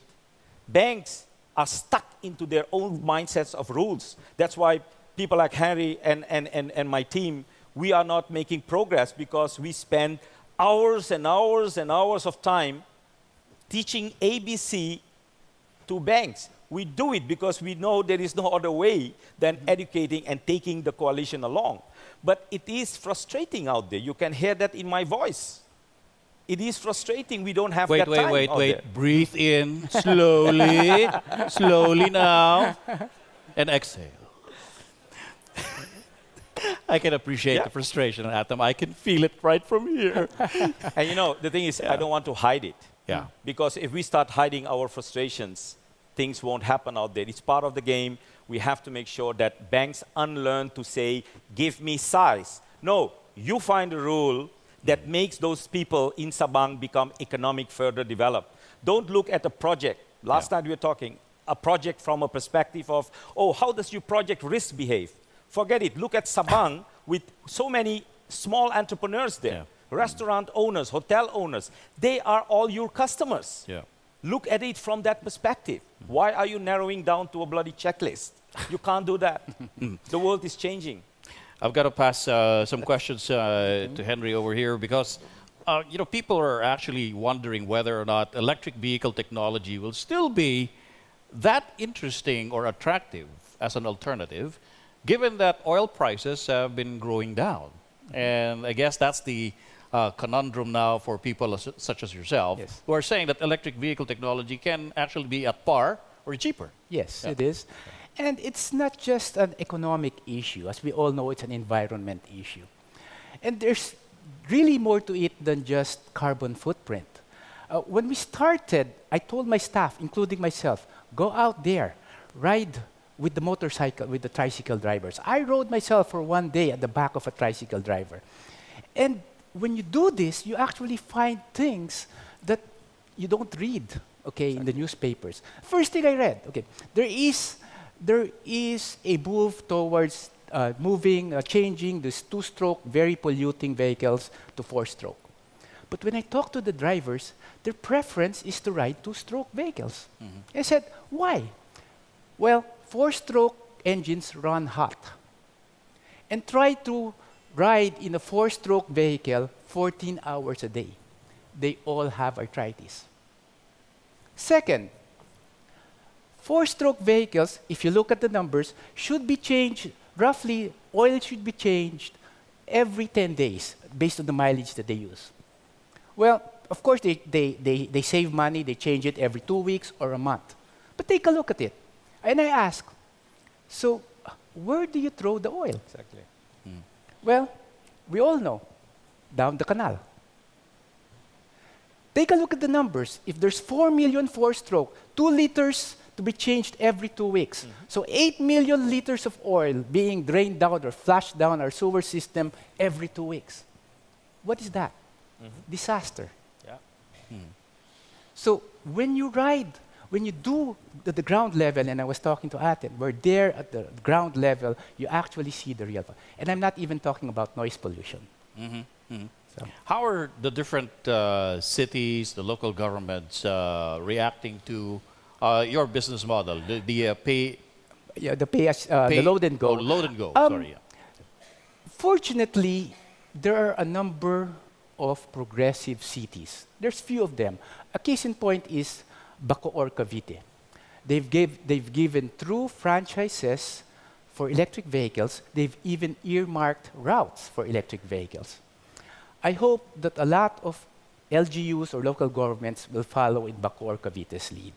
There are a couple of questions here that were mostly directed to Atom, but I think you already answered it before we did the inhale-exhale thing again, because it was asking you if you're actually going to throw in the towel if you're facing this much obstruction from...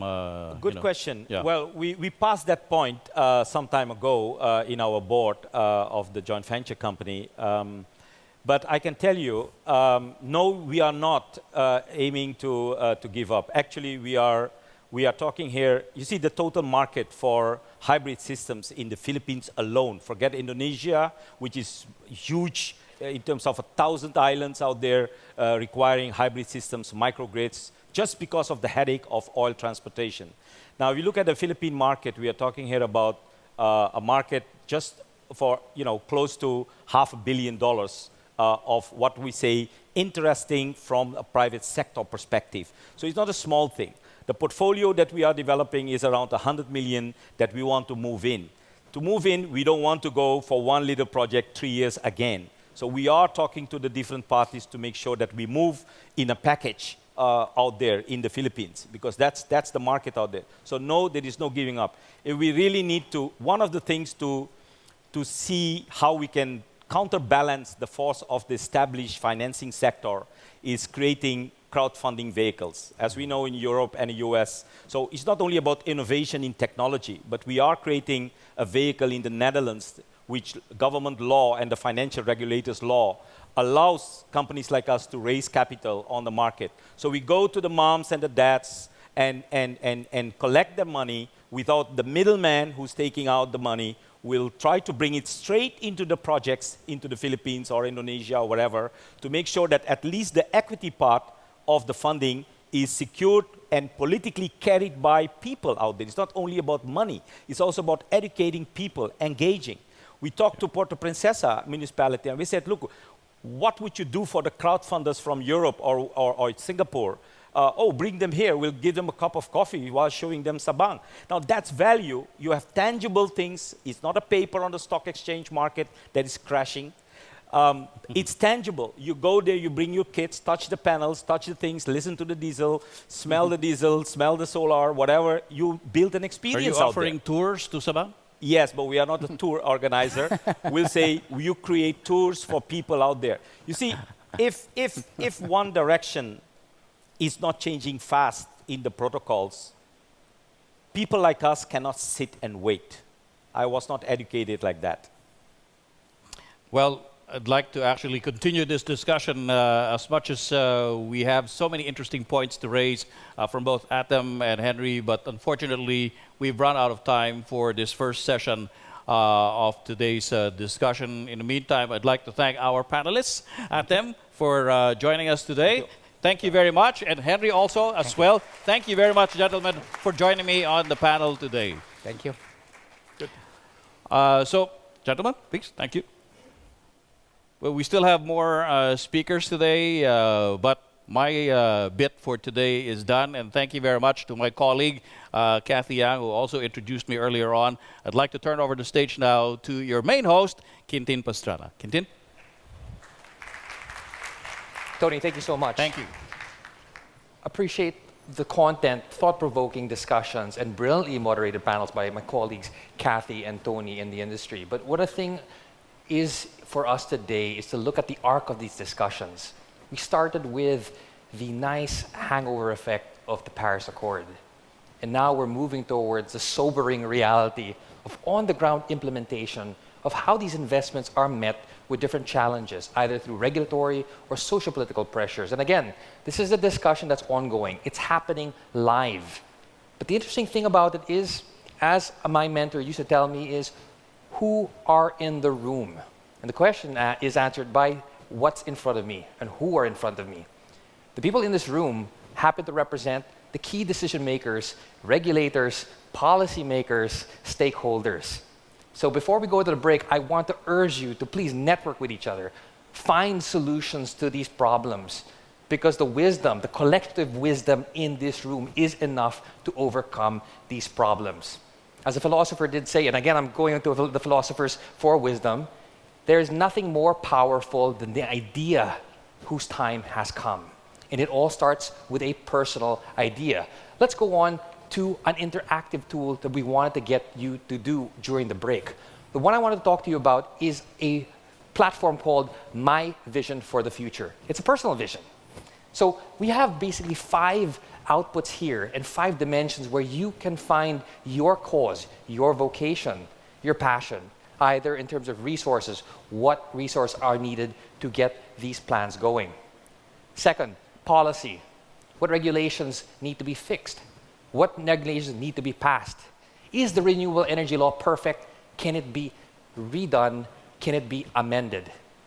You're looking at mobility. What kind of transport solutions, building what Henry was talking about, can be done to make sure we change the fleets, the drivers' mindsets, and the passenger experiences? And then we're talking about innovation, science and technology. We are in an age where there is no excuse not to progress, because rapid innovations are happening as I speak. And lastly, urbanization. We all live in cities. We all want better air, better transport, better quality of lives. Let's think about these decisions. Let's think about these options we have, and let's put in very tactile, very personal visions. So I did a guinea pig exercise last night, and that's a guy on 4 hours of sleep and 10 cups of coffee, trying to show exactly what he wanted for the future. And some of you who know me know that I help build libraries around the country. And so I talked about the concept of third spaces. That's an example I want to share with you today. That's personal to me. It actually converges all those 5 dimensions. Why third spaces? Because we're looking at a city that has very little common space and public and democratic spaces. We have the malls, we have basketball courts, we have all these other institutions, but none of them are really helpful in terms of encouraging civic action, embracing our souls and identities, as Atem would like to say. And then also, I want to talk about 3 areas that I talked about, which is, one is libraries, obviously, parks, and importantly, as many of you have seen today, pedestrian and bike-friendly and e-vehicle-friendly lanes. I remember a quote from the mayor of Bogota, former mayor of Bogota, who's saying is, the best society is not where the poor people drive cars, it's where the rich people take public transport. So that's something we have today when we look at how these ideas converge based on the case studies and the realities. So before you go on break, I want you to think about what you want to contribute, because the world, through Rappler, through social media, through this forum, is watching and listening. And the decision makers are right next to you. One thing I want to do as I end this part of the day is to talk about Pigeonhole again, the interactive tool that Kathy and Tony so brilliantly moderated and got your inputs on. I'm going to ask you to do a poll today that has to do with third spaces and transport. Let's go to that poll today. The question I'm going to ask that other people have already answered is, how did you get here to Manila Hotel? The initial poll says, most of you are using exactly what the Paris Accord people don't want you to do, is use your cars. But that is the reality. Nobody can walk here without sweating in your 1,000 peso suits. Public transport, obviously, there's still a discrepancy. Some people actually flew all the way here across the world to get here by car. Now I want to ask you, please fill this up, because this is going to be a good baseline to the question I'm going to ask later. Now, as we go to the break, I just want to remind you, because we're running a bit over time, that we have 15 minutes to do that networking. Don't worry about it. We have lunch to do the rest of it and the rest of the day to build these relationships and solutions. So as we go, I want to say thank you again. Let's have a round of applause for our two previous speakers and moderators. And I will see you in 15 minutes. Thank you very much. That, as many of you know, that was El Gama Penumbra, the first grand prize winner of Asia's Got Talent. Let's give him another round of applause. You know, I think that rendition of that song gives us a perfect setup for the next panel. You're talking about every limb in place, arched together to provide a story and a narrative of how we can work together to offset climate change, to adapt to it, and to make sure that we're all working together towards concerted, concrete action. Now, that's a good theme to start off with. When you look at this together, I want to, well, first of all, I've been told, please bear with me. I want to talk about El Gama Penumbra. El Gama Penumbra has been an inspiration of ours because it talks about the Filipino innovation coming from nothing, going towards something, and resonating with a message that we can all take home with us. Now, as we move on to the next panel, I want to take that message further and have experts come to the stage to talk about how collaboration actually works in action. So let me bring to the stage the Philippine Business for Social Progress Executive Director, Rafael Lopa. Joining him on the panel is the Honorable Mayor of Marikina, Del de Guzman. Mayor Del Guzman, please join us. And the private sector co-chair of the National Competitiveness Council, Mr. Guillermo Luz. Bill, please join us. Now, interestingly enough, and apropos to this live action piece that we have here, our fourth panelist, Mr. Ed Chua, the country chairman of Shell, is not able to join us because he's actually meeting with stakeholders right now to align Shell's business and also the environment here. So let's look at these three panelists to talk about collaboration, talk about concrete action, and talk about projects we can all learn from. I'd like to have Rapa talk about the Water Alliance project, which is a very concrete project between the Philippine Business for Social Progress, which is the leading agglomeration of private sector institutions, and their project with Shell itself. Rapa, please go ahead. Thank you, Quintin. I hope you don't mind, I'll refer to my iPad once in a while because the screen is too far from here. And a 52-year-old eyesight is actually quite a challenge. Look. Anyway, just to begin, maybe just to put into context, you have a clicker? Oh, there. Just to put into context what I want to share this morning. PBSP's journey on the water challenge really actually started when many years back when companies as well as humanitarian organizations and ODA funds have asked PBSP to help them in establishing water systems for waterless communities, which actually based on data, latest data, about 15.7 million Filipinos still aspiring for much improved water sources, and about 455 municipalities still considered as waterless communities. And looking at the enormity of the problem, we actually started again asking the proverbial question of how come everything that we've done over the last couple of years seems to be like just a drop in the ocean. And really the size of the problem made us really wonder what is it that we need to do to actually scale up the kind of impact that needs to happen in the country. And of course, we cannot detach the challenge from the emerging challenge of our population also growing leaps and bounds. And of course, latest data says that we're a little over 100 million people in the country right now, and looking at the population and the pressure it brings to the economy, for an economy to actually grow, to actually respond to the demand of this growing population, also creates the consequent stress on water requirements to grow this particular economy. And as based on latest data that we saw from the UN Water report in June of 2013, you can immediately see that about 82% of water withdrawal or water demand is attributed to agriculture, which again is very vital in feeding a growing population. And all of this combined, you can see that the problem is no longer, or the solutions to the problem can no longer just be isolated in the work that we were doing insofar as just providing waterless communities with access to water. We needed to really see the broader context of what needs to happen in this whole water conversation.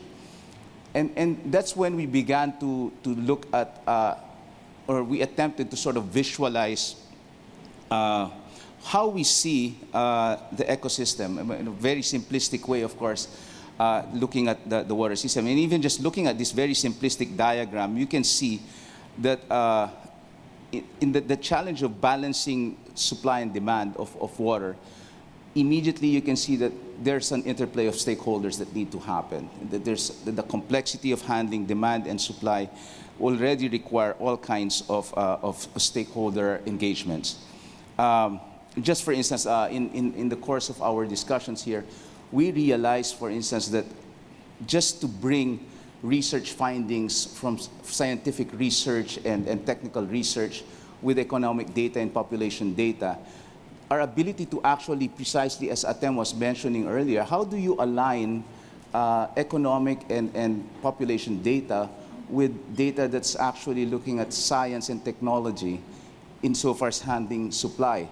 And at least from where we stand, we haven't seen any concrete attempt, unless there are, attempt to actually match the data for us to have a more rational basis on how do we really balance and create collective action plans to address this mismatch that's happening between demand and supply.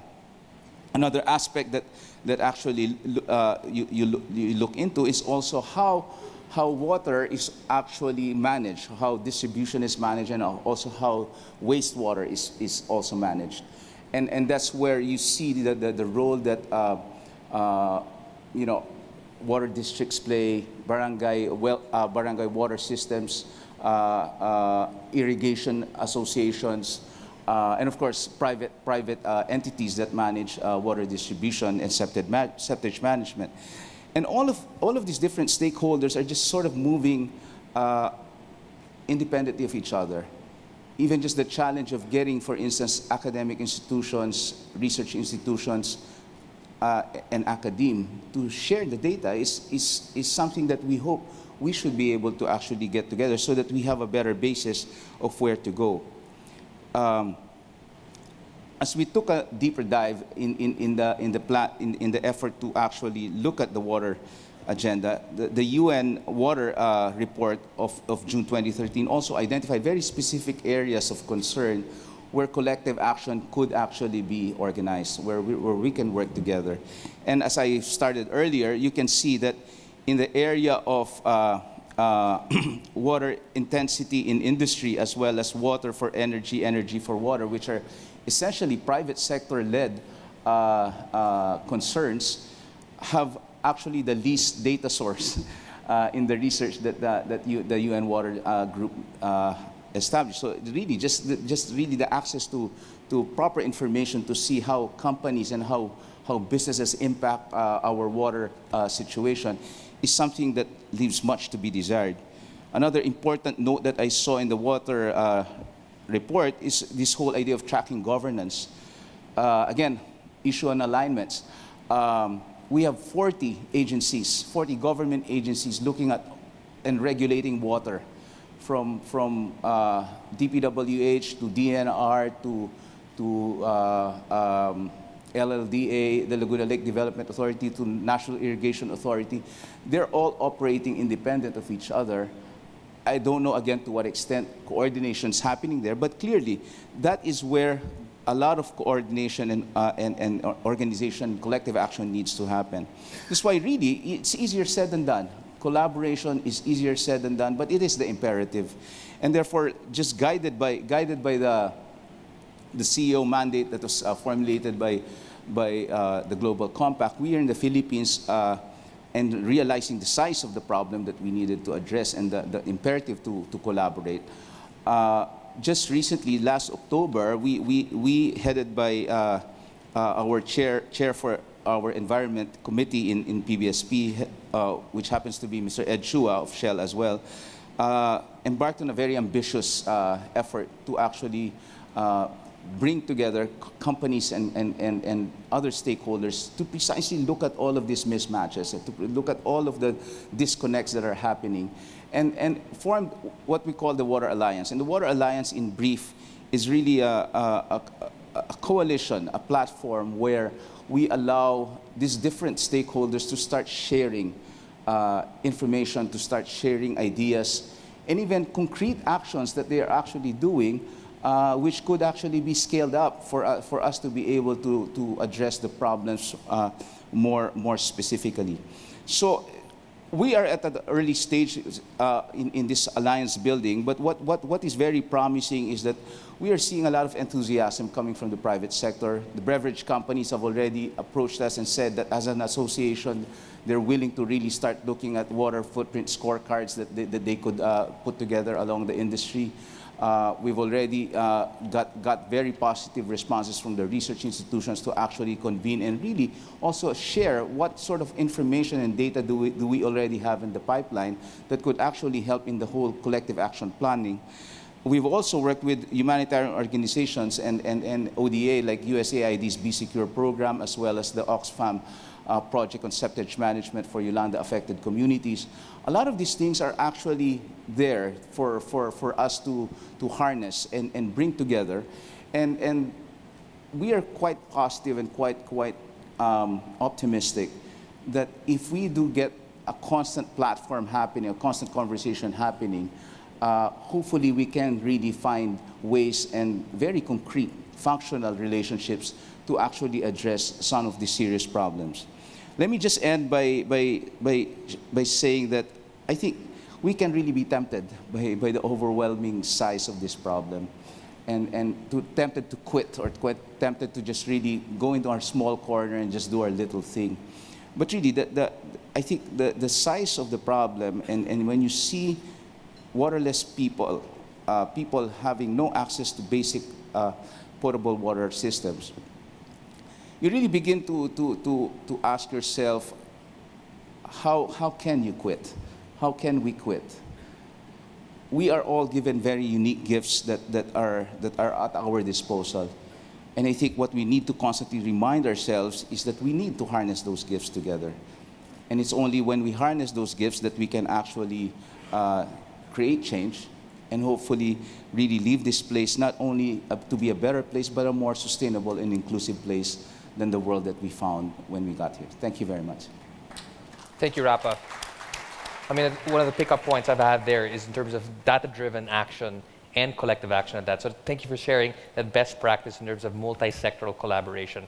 Now let's move on to the local governments. Mayor Del, at the center of all this collaboration is the role of local governments like yourselves. Please share with us your best practices and also the collaboration you had with Shell in terms of the study you did years back. So thank you very much, Quintin. Good morning, everyone.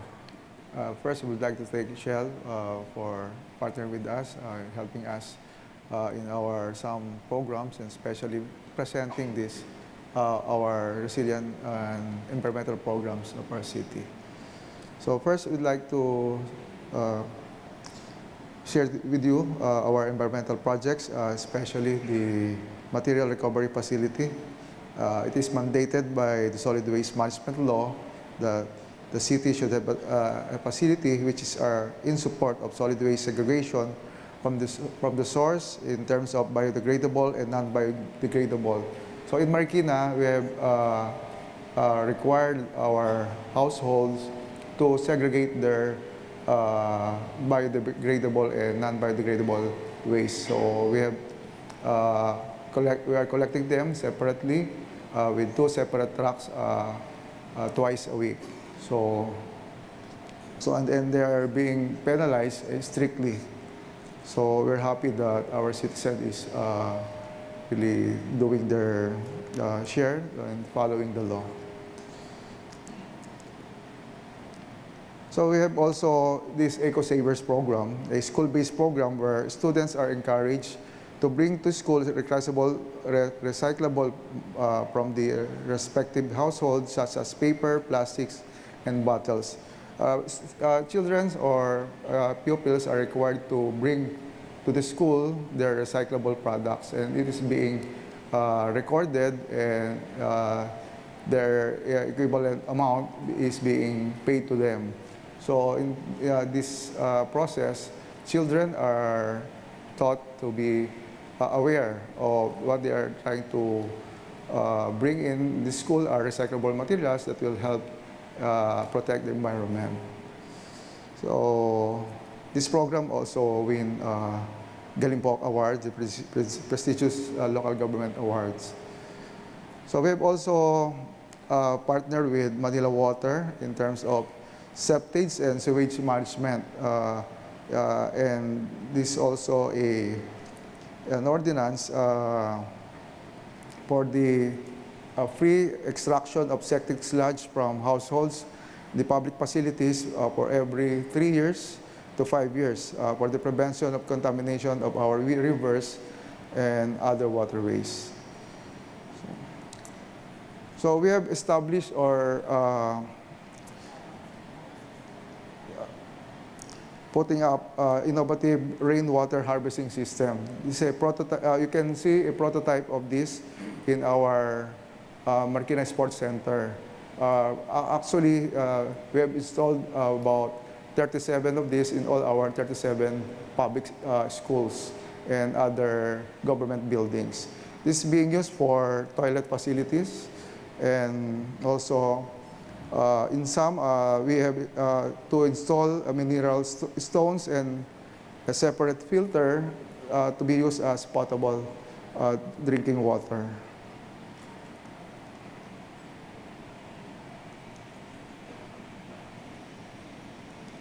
Okay. So climate change and disaster mitigation program.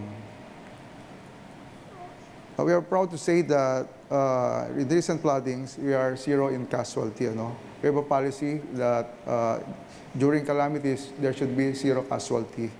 And it has become our norm, and that quick and effective efforts are undertaken to immediately restore normalcy. We have also installed a warning system, a siren, wherein people during flood season are being warned, and they are voluntarily heeding the alarms geared for the automatic activation of the systematic evacuation and relief operation during when they are affected, then proceed to designated evacuation centers when necessary, and their needs are being addressed automatically. So we also declare September 26.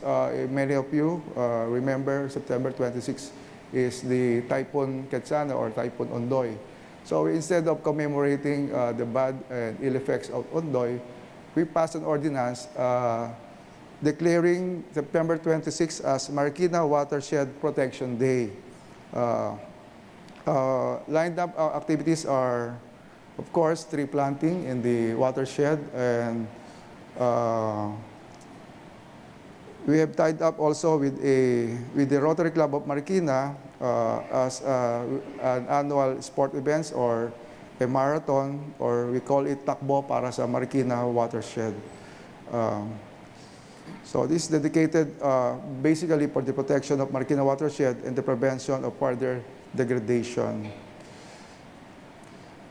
We are also awarded by the Department of Natural Resources, Environment and Natural Resources, first 20 hectares, and they give us another 200 hectares for us to take care of it and to replant trees in that areas.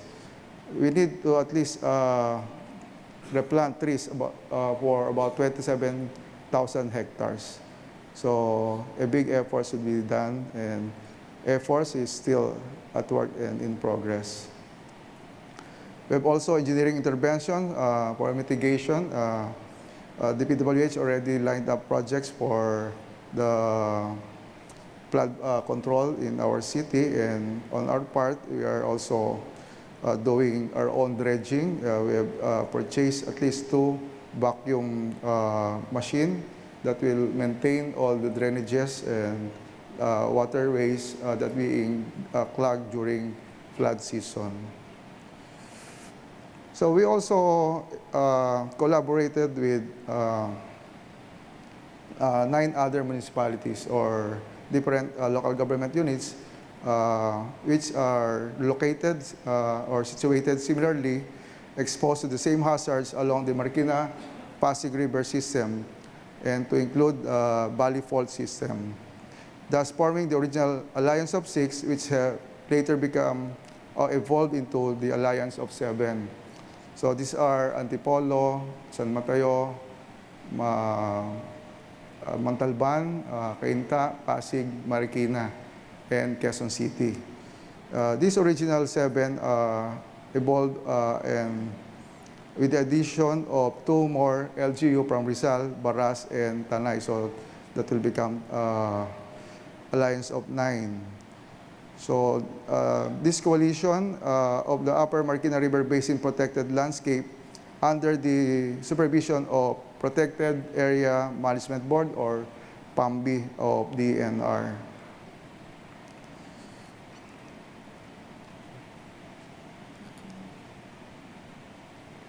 So Marikina have established the longest bike lane in the Philippines or in our country, traversing about a length of 84 kilometers with plans for further expansion.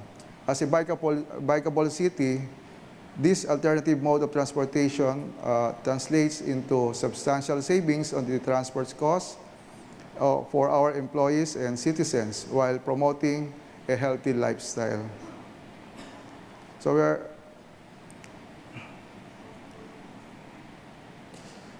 we are encouraging through the efforts of MMDA that other LGUs will follow so that we can bike not only in Marikina but within Metro Manila. So I would like to share with you our business-friendly policy on ease of doing business in Marikina City.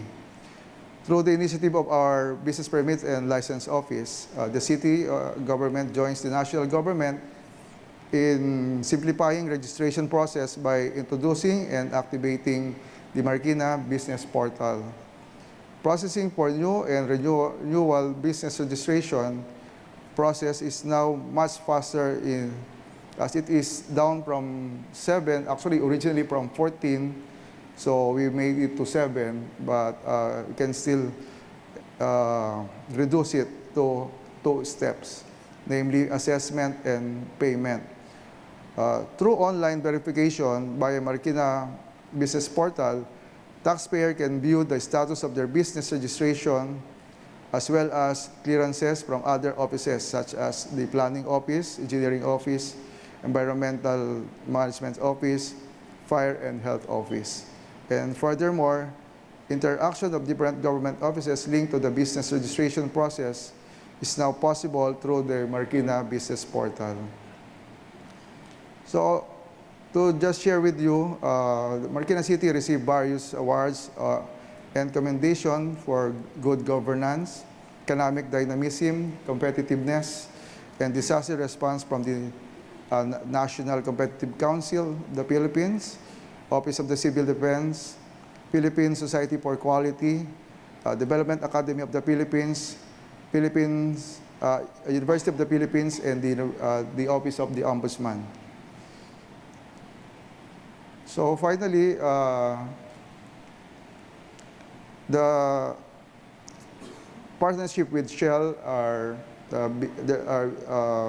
trying to propose another project. So far, the most promising initiative being pursued by the city in partnership with Shell Philippines is on the area of green energy power resilience. In the glimpse, we are considering options such as citywide rooftop solar photovoltaic power source in suitable buildings and a 50 megawatt independent power plant that is also connected with the national grid.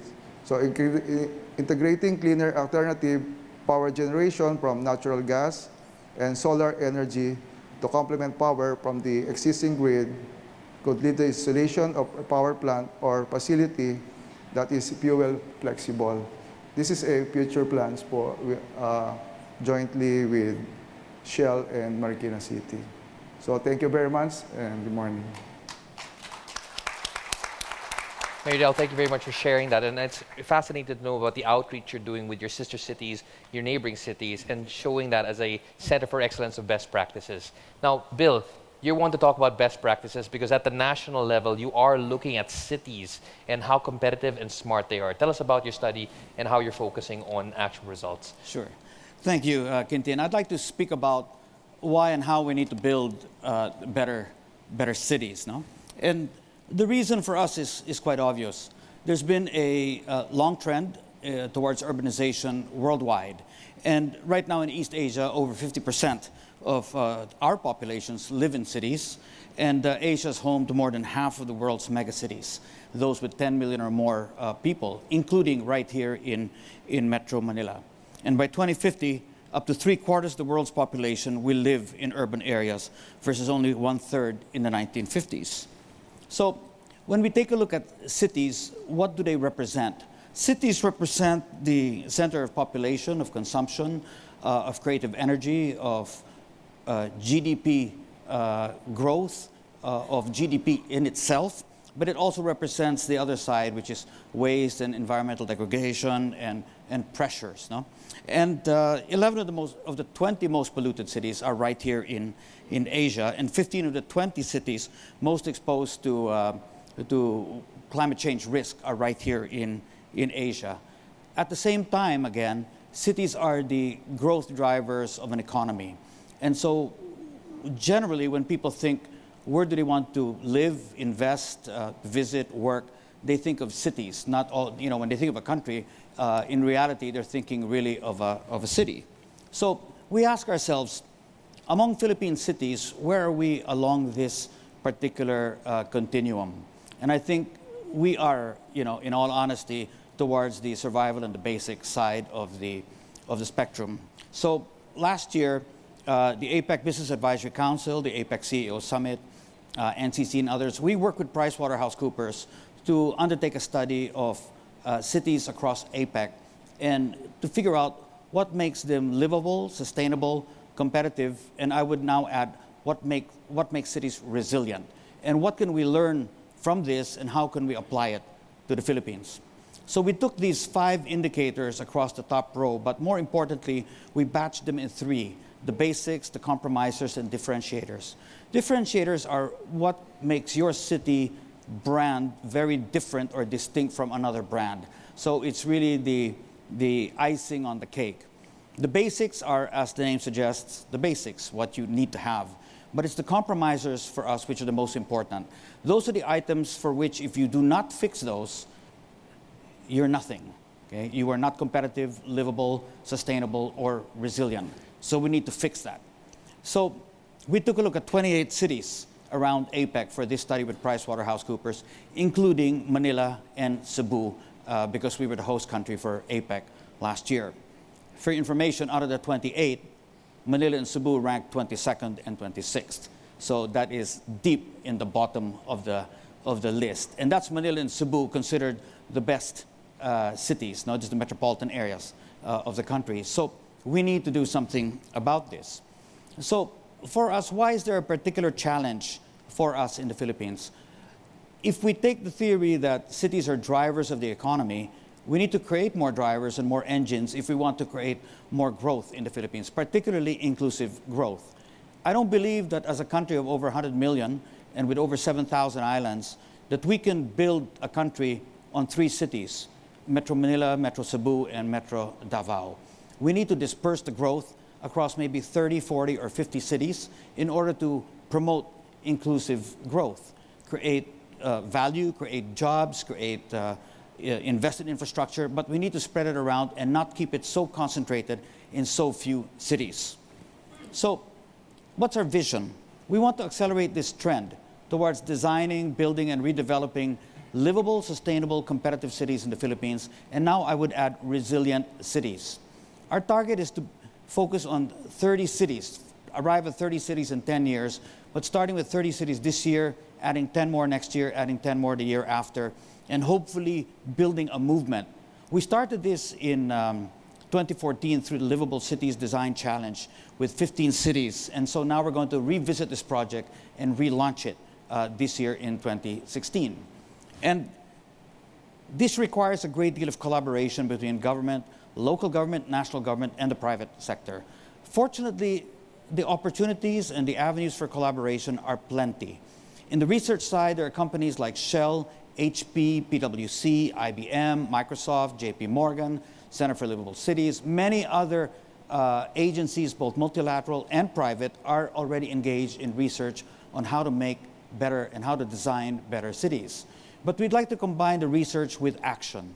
We think that working with mayors like Mayor Del Guzman, we can bring mayors together in a Sustainable Cities Academy, a set of face-to-face workshops to share ideas and best practice on how to build and design better cities. But beyond that, I think we need to have online training and education so that we can constantly be in touch with people. And overlaying all of that, we'd like to put together the Livable Cities Design Challenge, which we will run this year for 30 cities. Basically an urban planning design competition where we give a very simple problem and in a few months ask for people to give us solutions. Now, this is not something that we're starting from scratch. There are plenty of examples of collaboration between the government and the public sector. I represent an agency which precisely reflects that collaboration, the National Competitiveness Council of the Philippines.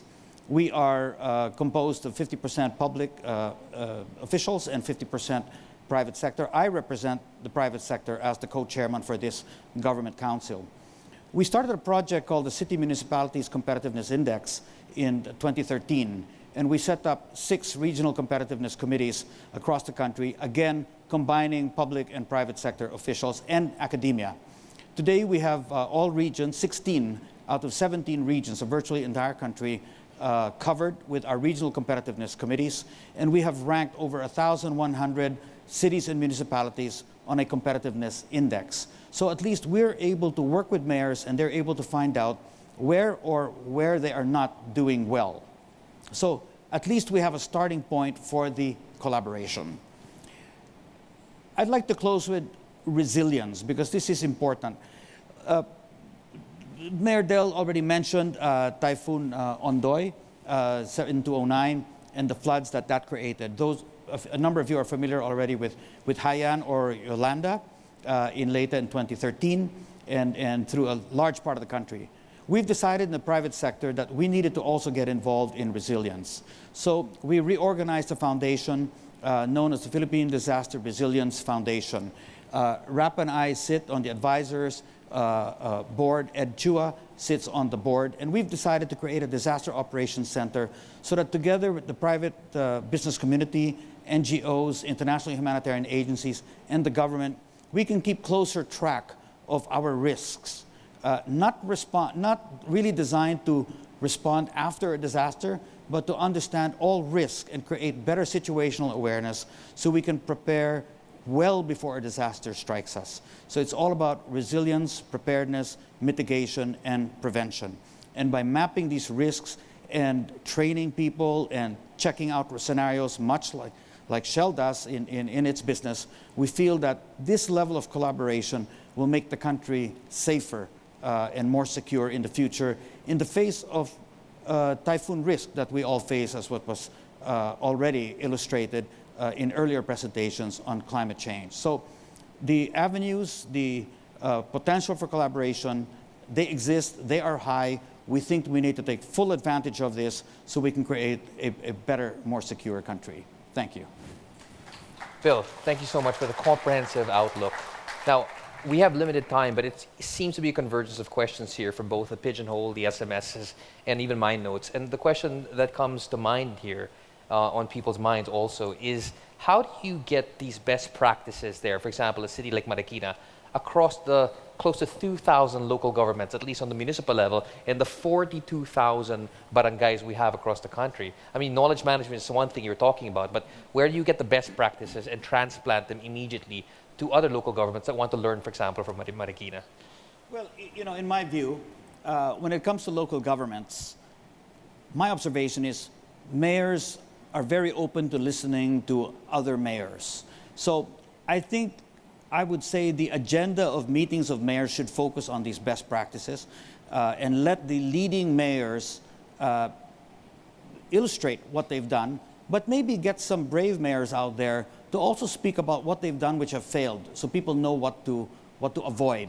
But one thing I know with mayors, and this is not just Philippine mayors, but mayors and mayors from other countries, they are open to listening to each other and learning from each other. So I think the more of these types of meetings we have, the better. We have 1,634 cities and municipalities, so we don't need to get everyone together at the same time. We can do it by regional block or by island block, maybe Luzon, Visayas, Mindanao, and certainly I think interaction with successful city mayors from around the world, it's a great learning experience. Thank you for that. Now, Rapa, specific to the Water Alliance project, how do you see the private sector actually just adopting a common platform for not just water, but other areas like food security, for example, or geohazard mitigation? Tell us about what the Water Alliance can share with others. Well, I think one of the major motivations that for the private sector to actually get together and to look at shared challenges is really very much linked to market as well. I mean, I think we have to admit that market does dictate a lot of the decision making that happens with companies. But beyond that, of course, is really challenging companies to look beyond the profits that they generate out of the market, but really to look at how does the core business really create more inclusive models or inclusive situations, as well as more sustainable solutions.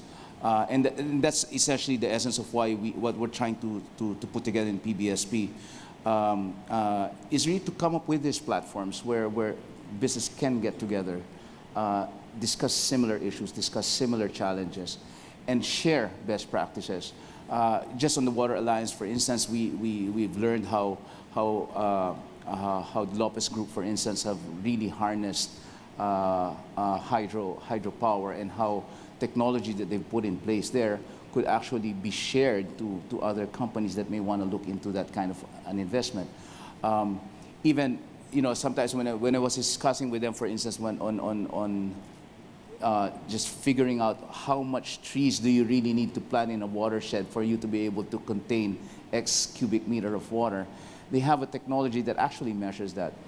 And immediately asked them, can you share that technology for us so that when we encourage volunteers to actually plant trees in watersheds, whether it's Marikina or in Cagayan de Oro or wherever, or even in the Cebu lands, we should be able to educate our volunteers as to what is really the value of the volunteer work that they're doing insofar as really preserving water in these critical watersheds.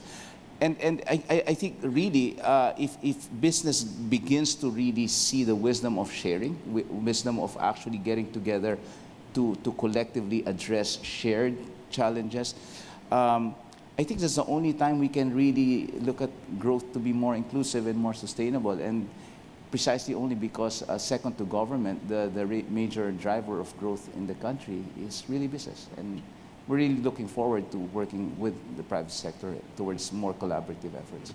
Thank you, Rapa. That is such an encouraging development. Now, Mayor Del, finally, to you. I mean, you've talked about best practices across different projects in the spectrum, but I want to talk about best practices over time. One of the fascinating things about Marikina is that you're building on legacies here, from the Fernando administrations now to yours. How do you encourage other local governments to look at this continuity of policy? Something obviously our national leaders need to learn, but from the local government, how do you encourage this local continuity and sustainability?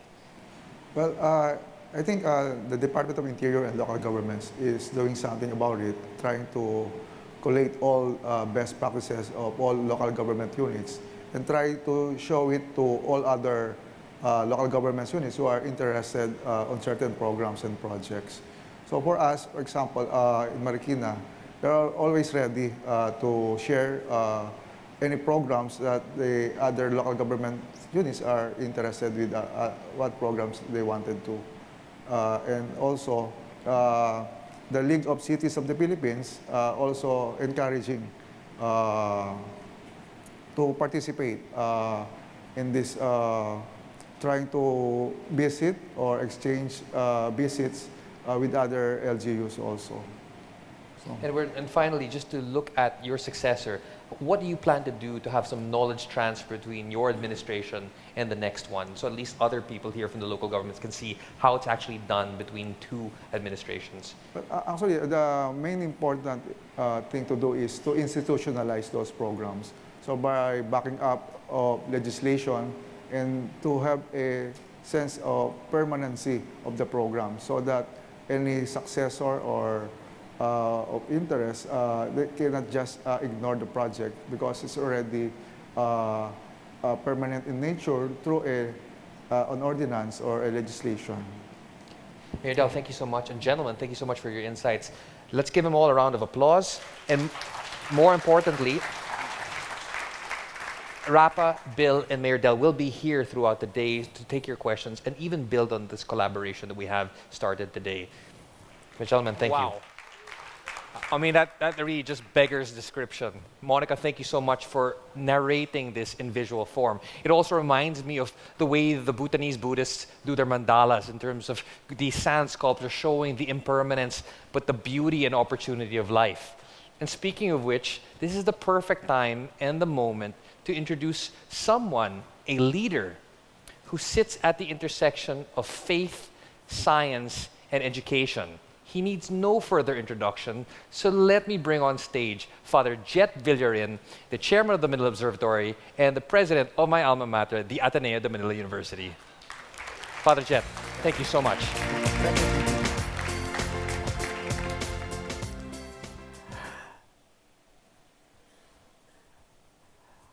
I don't know if it's possible. Can a priest confess? I was thinking of admitting to you that I hesitate to pontificate. Am I preaching to the choir here, to the converted? I am tempted actually to do a Leonardo DiCaprio and just tell you climate change is real. But the root itself of pontificating, I think, comes from the word pontus, bridge. And in fact, this guy, this crazy old guy here, is a pontus of sorts, pontifex, a bridge maker. When he was here, and it started to rain in Tacloban, they started to give him a special raincoat. And he said, no, I want what they're wearing, the same thing that they're wearing.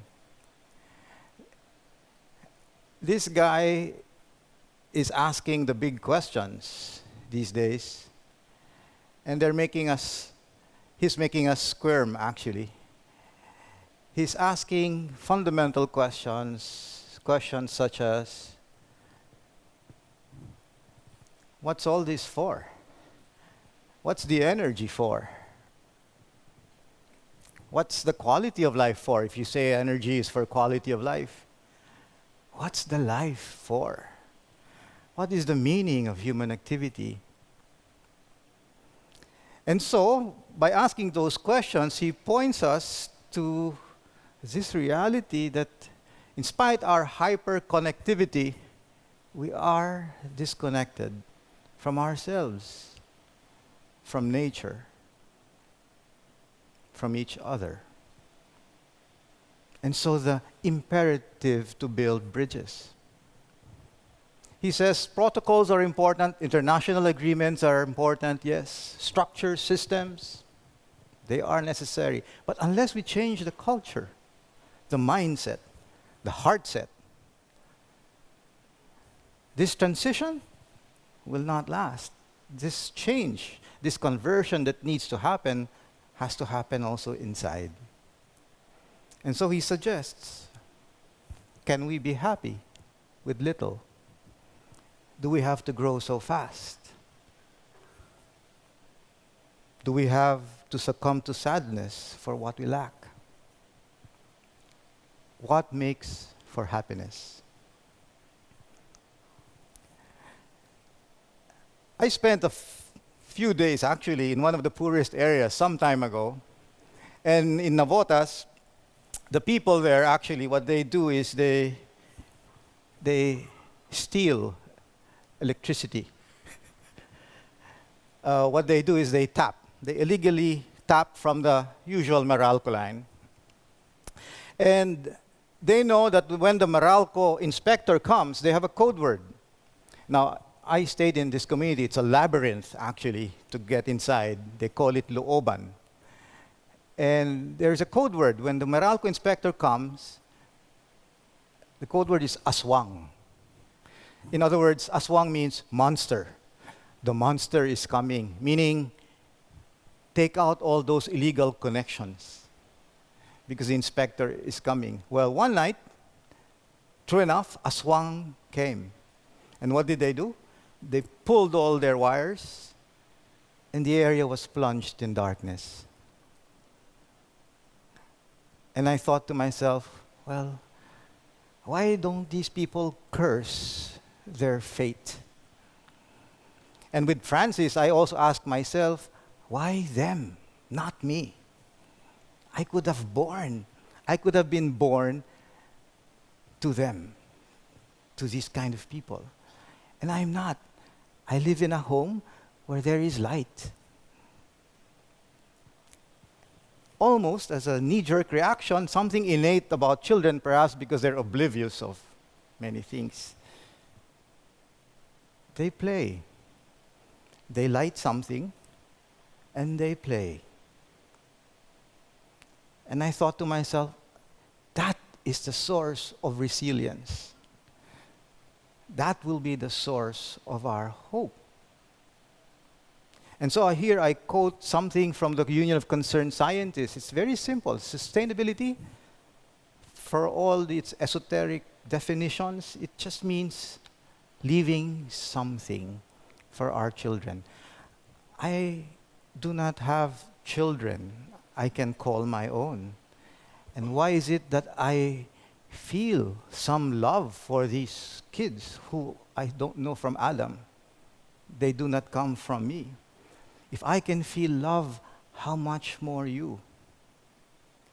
I sometimes ask, what will bring us together? Is it the fear of the fires of hell? Is it the fear of the end? I have been asked to give talks on the end of the world. Fear is never a lasting motive. I think in the end it is love. It is love that will bring us together. And so I end with this thought. Just like us, future generations will need food, water, energy. Not to mention some wildness, too. So that means we cannot just raid the table of life. We need to create with nature, with one another. We have to build bridges. And yes, I'd like to tell Leonardo, we can dwell on the shadows, we can curse the darkness, but Leonardo, the light is real. The light that sometimes casts the shadows. The hope is real. We can come together and we can tend this garden that has been entrusted to us. Thank you.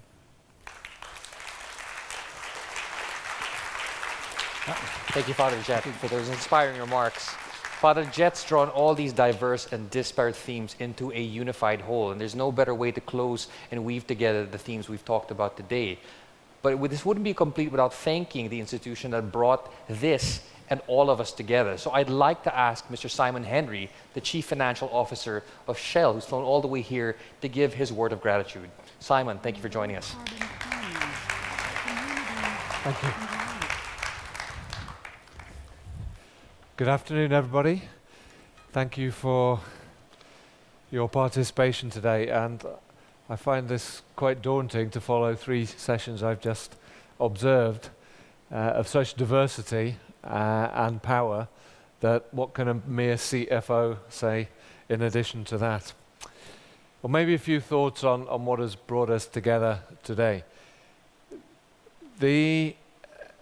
Coming back to the conversation you've had, just start with the story of Danica Kaminda.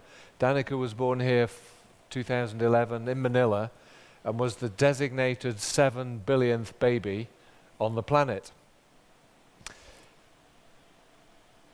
The name may not be familiar to you, but there's been clear development since 2011. I've visited the Philippines probably 4 or 5 times since, and we've seen how the economy has grown. And yet, back in July, it was reported that day in, day out, Danica breathes polluted air, does not have reliable access to energy. The house she lives in has no fridge, no refrigerator, no washing machine. And in fact, the family has to limit the use of household appliances to a couple of electric fans and a few light bulbs. And this is far from an anomaly. She is not alone. There are 1 billion people or more in the world today, according to the World Bank, who basically have no access to electricity. And that's well over 10 times the population of the entire country of the Philippines. So that's the situation in 2016. If we fast forward through to 2050, there'll be another 2 billion people on the planet, and they will all be looking for access to that energy. And about 6 billion of those people will be living in cities, such as Manila. Those trends will continue to dominate global energy demand for those decades to come. So meeting that demand for energy is not just about supply, it's about consumption. I think we have to work on both of those angles. Hopefully you've had some chance to discuss that and think that, and particularly simultaneously tackling the challenge of climate change. So addressing that will require a really strong, sustained focus on both consumption and supply. We have to transform the way that societies and economies actually consume energy. And on the supply side, we really have to enable both technology and market mechanisms that meet that demand in the most effective way. And it can only be done by taking an economy-wide approach. We have to look at different options for different scenarios in different countries. We know that renewable sources will be critical to help transform the electricity sector, but of course electricity is only 20% of the total energy demand. Large parts of the economy will need to electrify, move the 20% towards 50% maybe, in order to make way for more renewables. So that's part of the answer, but it can't be all of it. What are we going to do with that today, the other 80% of the energy mix? Some sectors are going to be impossible to electrify: chemicals, cement, heavy industry, for example, and a lot of transport. So oil and natural gas, the cleanest burning hydrocarbon today, of course, they're bound to continue to be essential components of the future. And they will, in many cases, we believe, act as natural complements or partners to renewables such as solar and wind. And while oil and gas are clearly vital to meeting that growing demand, they have to be cleaner to address climate change. It's where technology can play a part, of course, carbon capture and storage being one of them. But the essential challenge of the energy transition is providing cleaner energy to more people. Sounds simple. Few words on collaboration. Sounds all well and good. How does it work in practice? Well, the mere fact that you're here today is a great sign of collaboration. You've seen the diverse inputs and the diversity of thought in the panel discussions and what you have been discussing together. That's why this series, the Powering Progress Together series, is so important. The fundamental goal is, of course, to bring together representatives from business, from government, from civil society. It was good to see that in the sand sculpture, to debate the future of energy. And your participation has been great. It's good, the fact you're here, that you believe in that collaboration, but of course, not everybody does. There wouldn't be a need to keep having these type of events if, in fact, everybody understood that need for collaboration.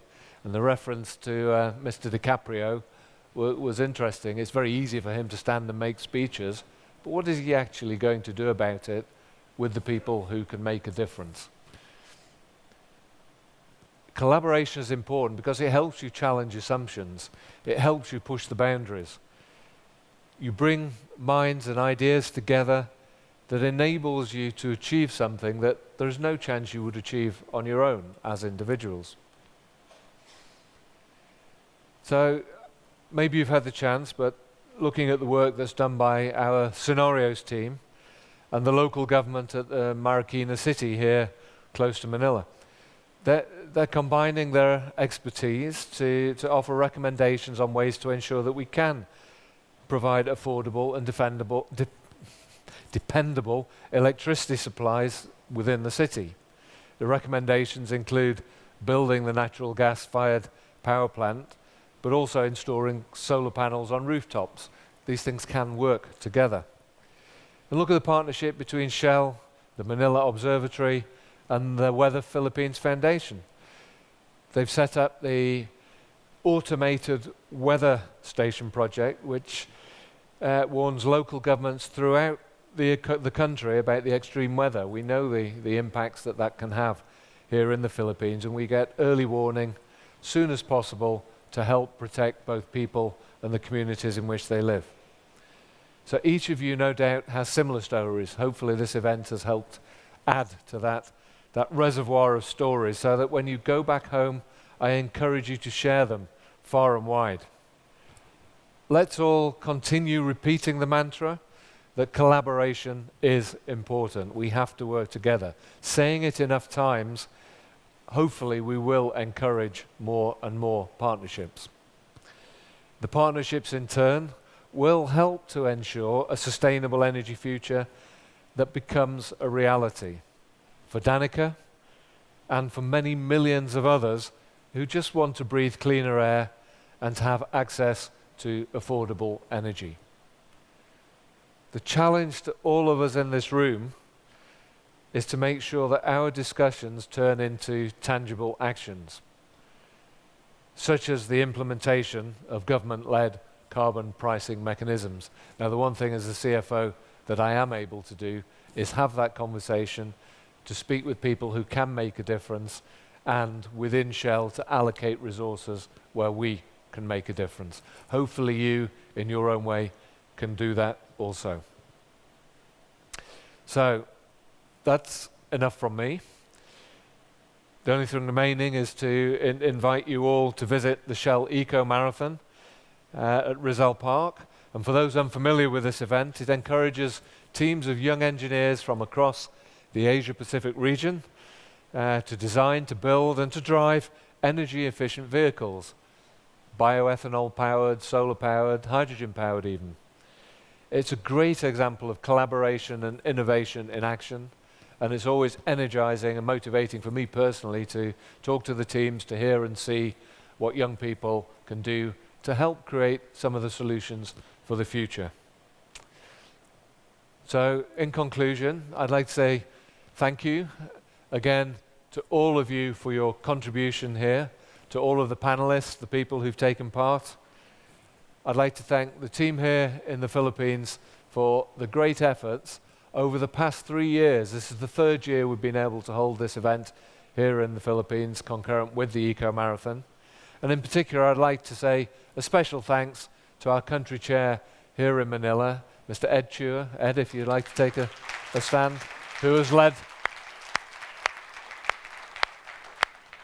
Ed has led this process for several years since the first idea was to bring this here into Manila. In fact, we started at the top with a discussion with the president some time ago, and we've had great support from the authorities here. So Ed, the team, and all of you here present today, thank you for a great event.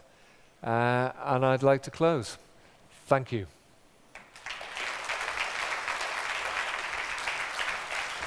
Simon, thank you very much for bringing this global message home to us in Manila. Now, I have the grave distinction of standing in between you and lunch. So I'm going to make this quick and brief for a few announcements and to wrap this up. I think we learned a lot today in terms of taking these global themes and these calls to action into something that we can concretely do within our own space, within our own time. Now, what I wanted to share with you today also is that this is such a rich and intricate journey that we had artists from Pushpin. Many of you know them. They actually trace a journey of a discussion, make it as rich and intricate as possible. And this is actually what happened today. This was live, drawn, illustrated, and this shares with us our ongoing story. This will be available as a giveaway once you reach the exit. Now, as we close, we learned a lot of things today, and I want to summarize them for you. We are talking about collaboration, terms like powering progress together. No doubt you've heard the Aquino administration and other policymakers talk about public-private partnerships. Well, guess what? That's just reinventing the wheel.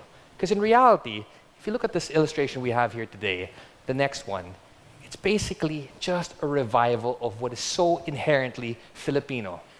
That is something we can contribute to the world. This I borrowed from the Botang Francisco collection to show you today, to show you that this is actually a Filipino invention. Something that's been submerged in our psyche and our cynicism over the last few decades and maybe over 2 generations. But no longer.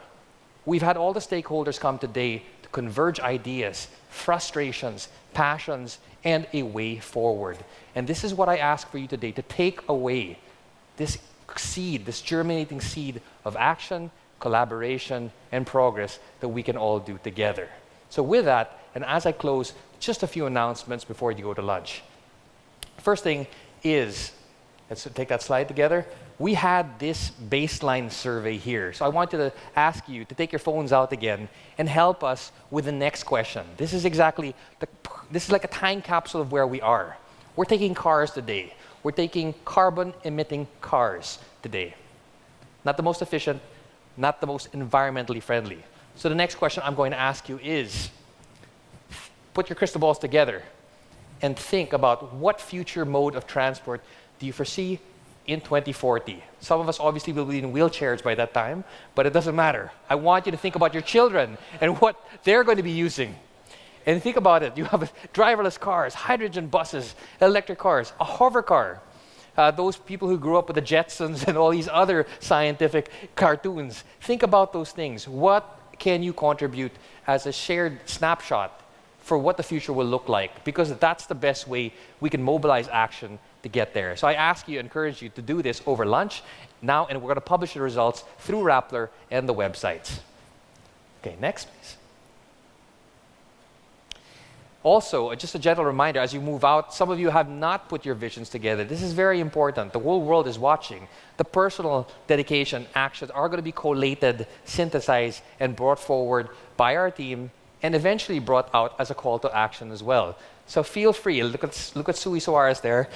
Very proud of his contributions. He's encouraging you to get out there and do yourselves a favor and do us all a favor before you go to lunch. And then finally, next slide, please. You have a takeaway. Firetree Press has brought together these themes with one of the greatest artists in the Philippines today, Joe Mike Tejido, in the beautiful verse and words of made by Tobias Papa, and they've put together a book called The Boy Who Could Talk with Bees. So that is actually in your kits right now. Bring it home. Share it with someone you love. This is a journey and a story about sustainability. The Filipino is a resilient race, but more importantly, we are a storytelling race. This is what we want to share with you, the story of resilience, the story of vision, the story of getting things together, one step, one action, one word at a time. And that's my final word for you today. I thank you very much for your attention. I look forward to chatting with you over lunch and getting to know you better and building this vision with you. Thank you very much, and have a nice day.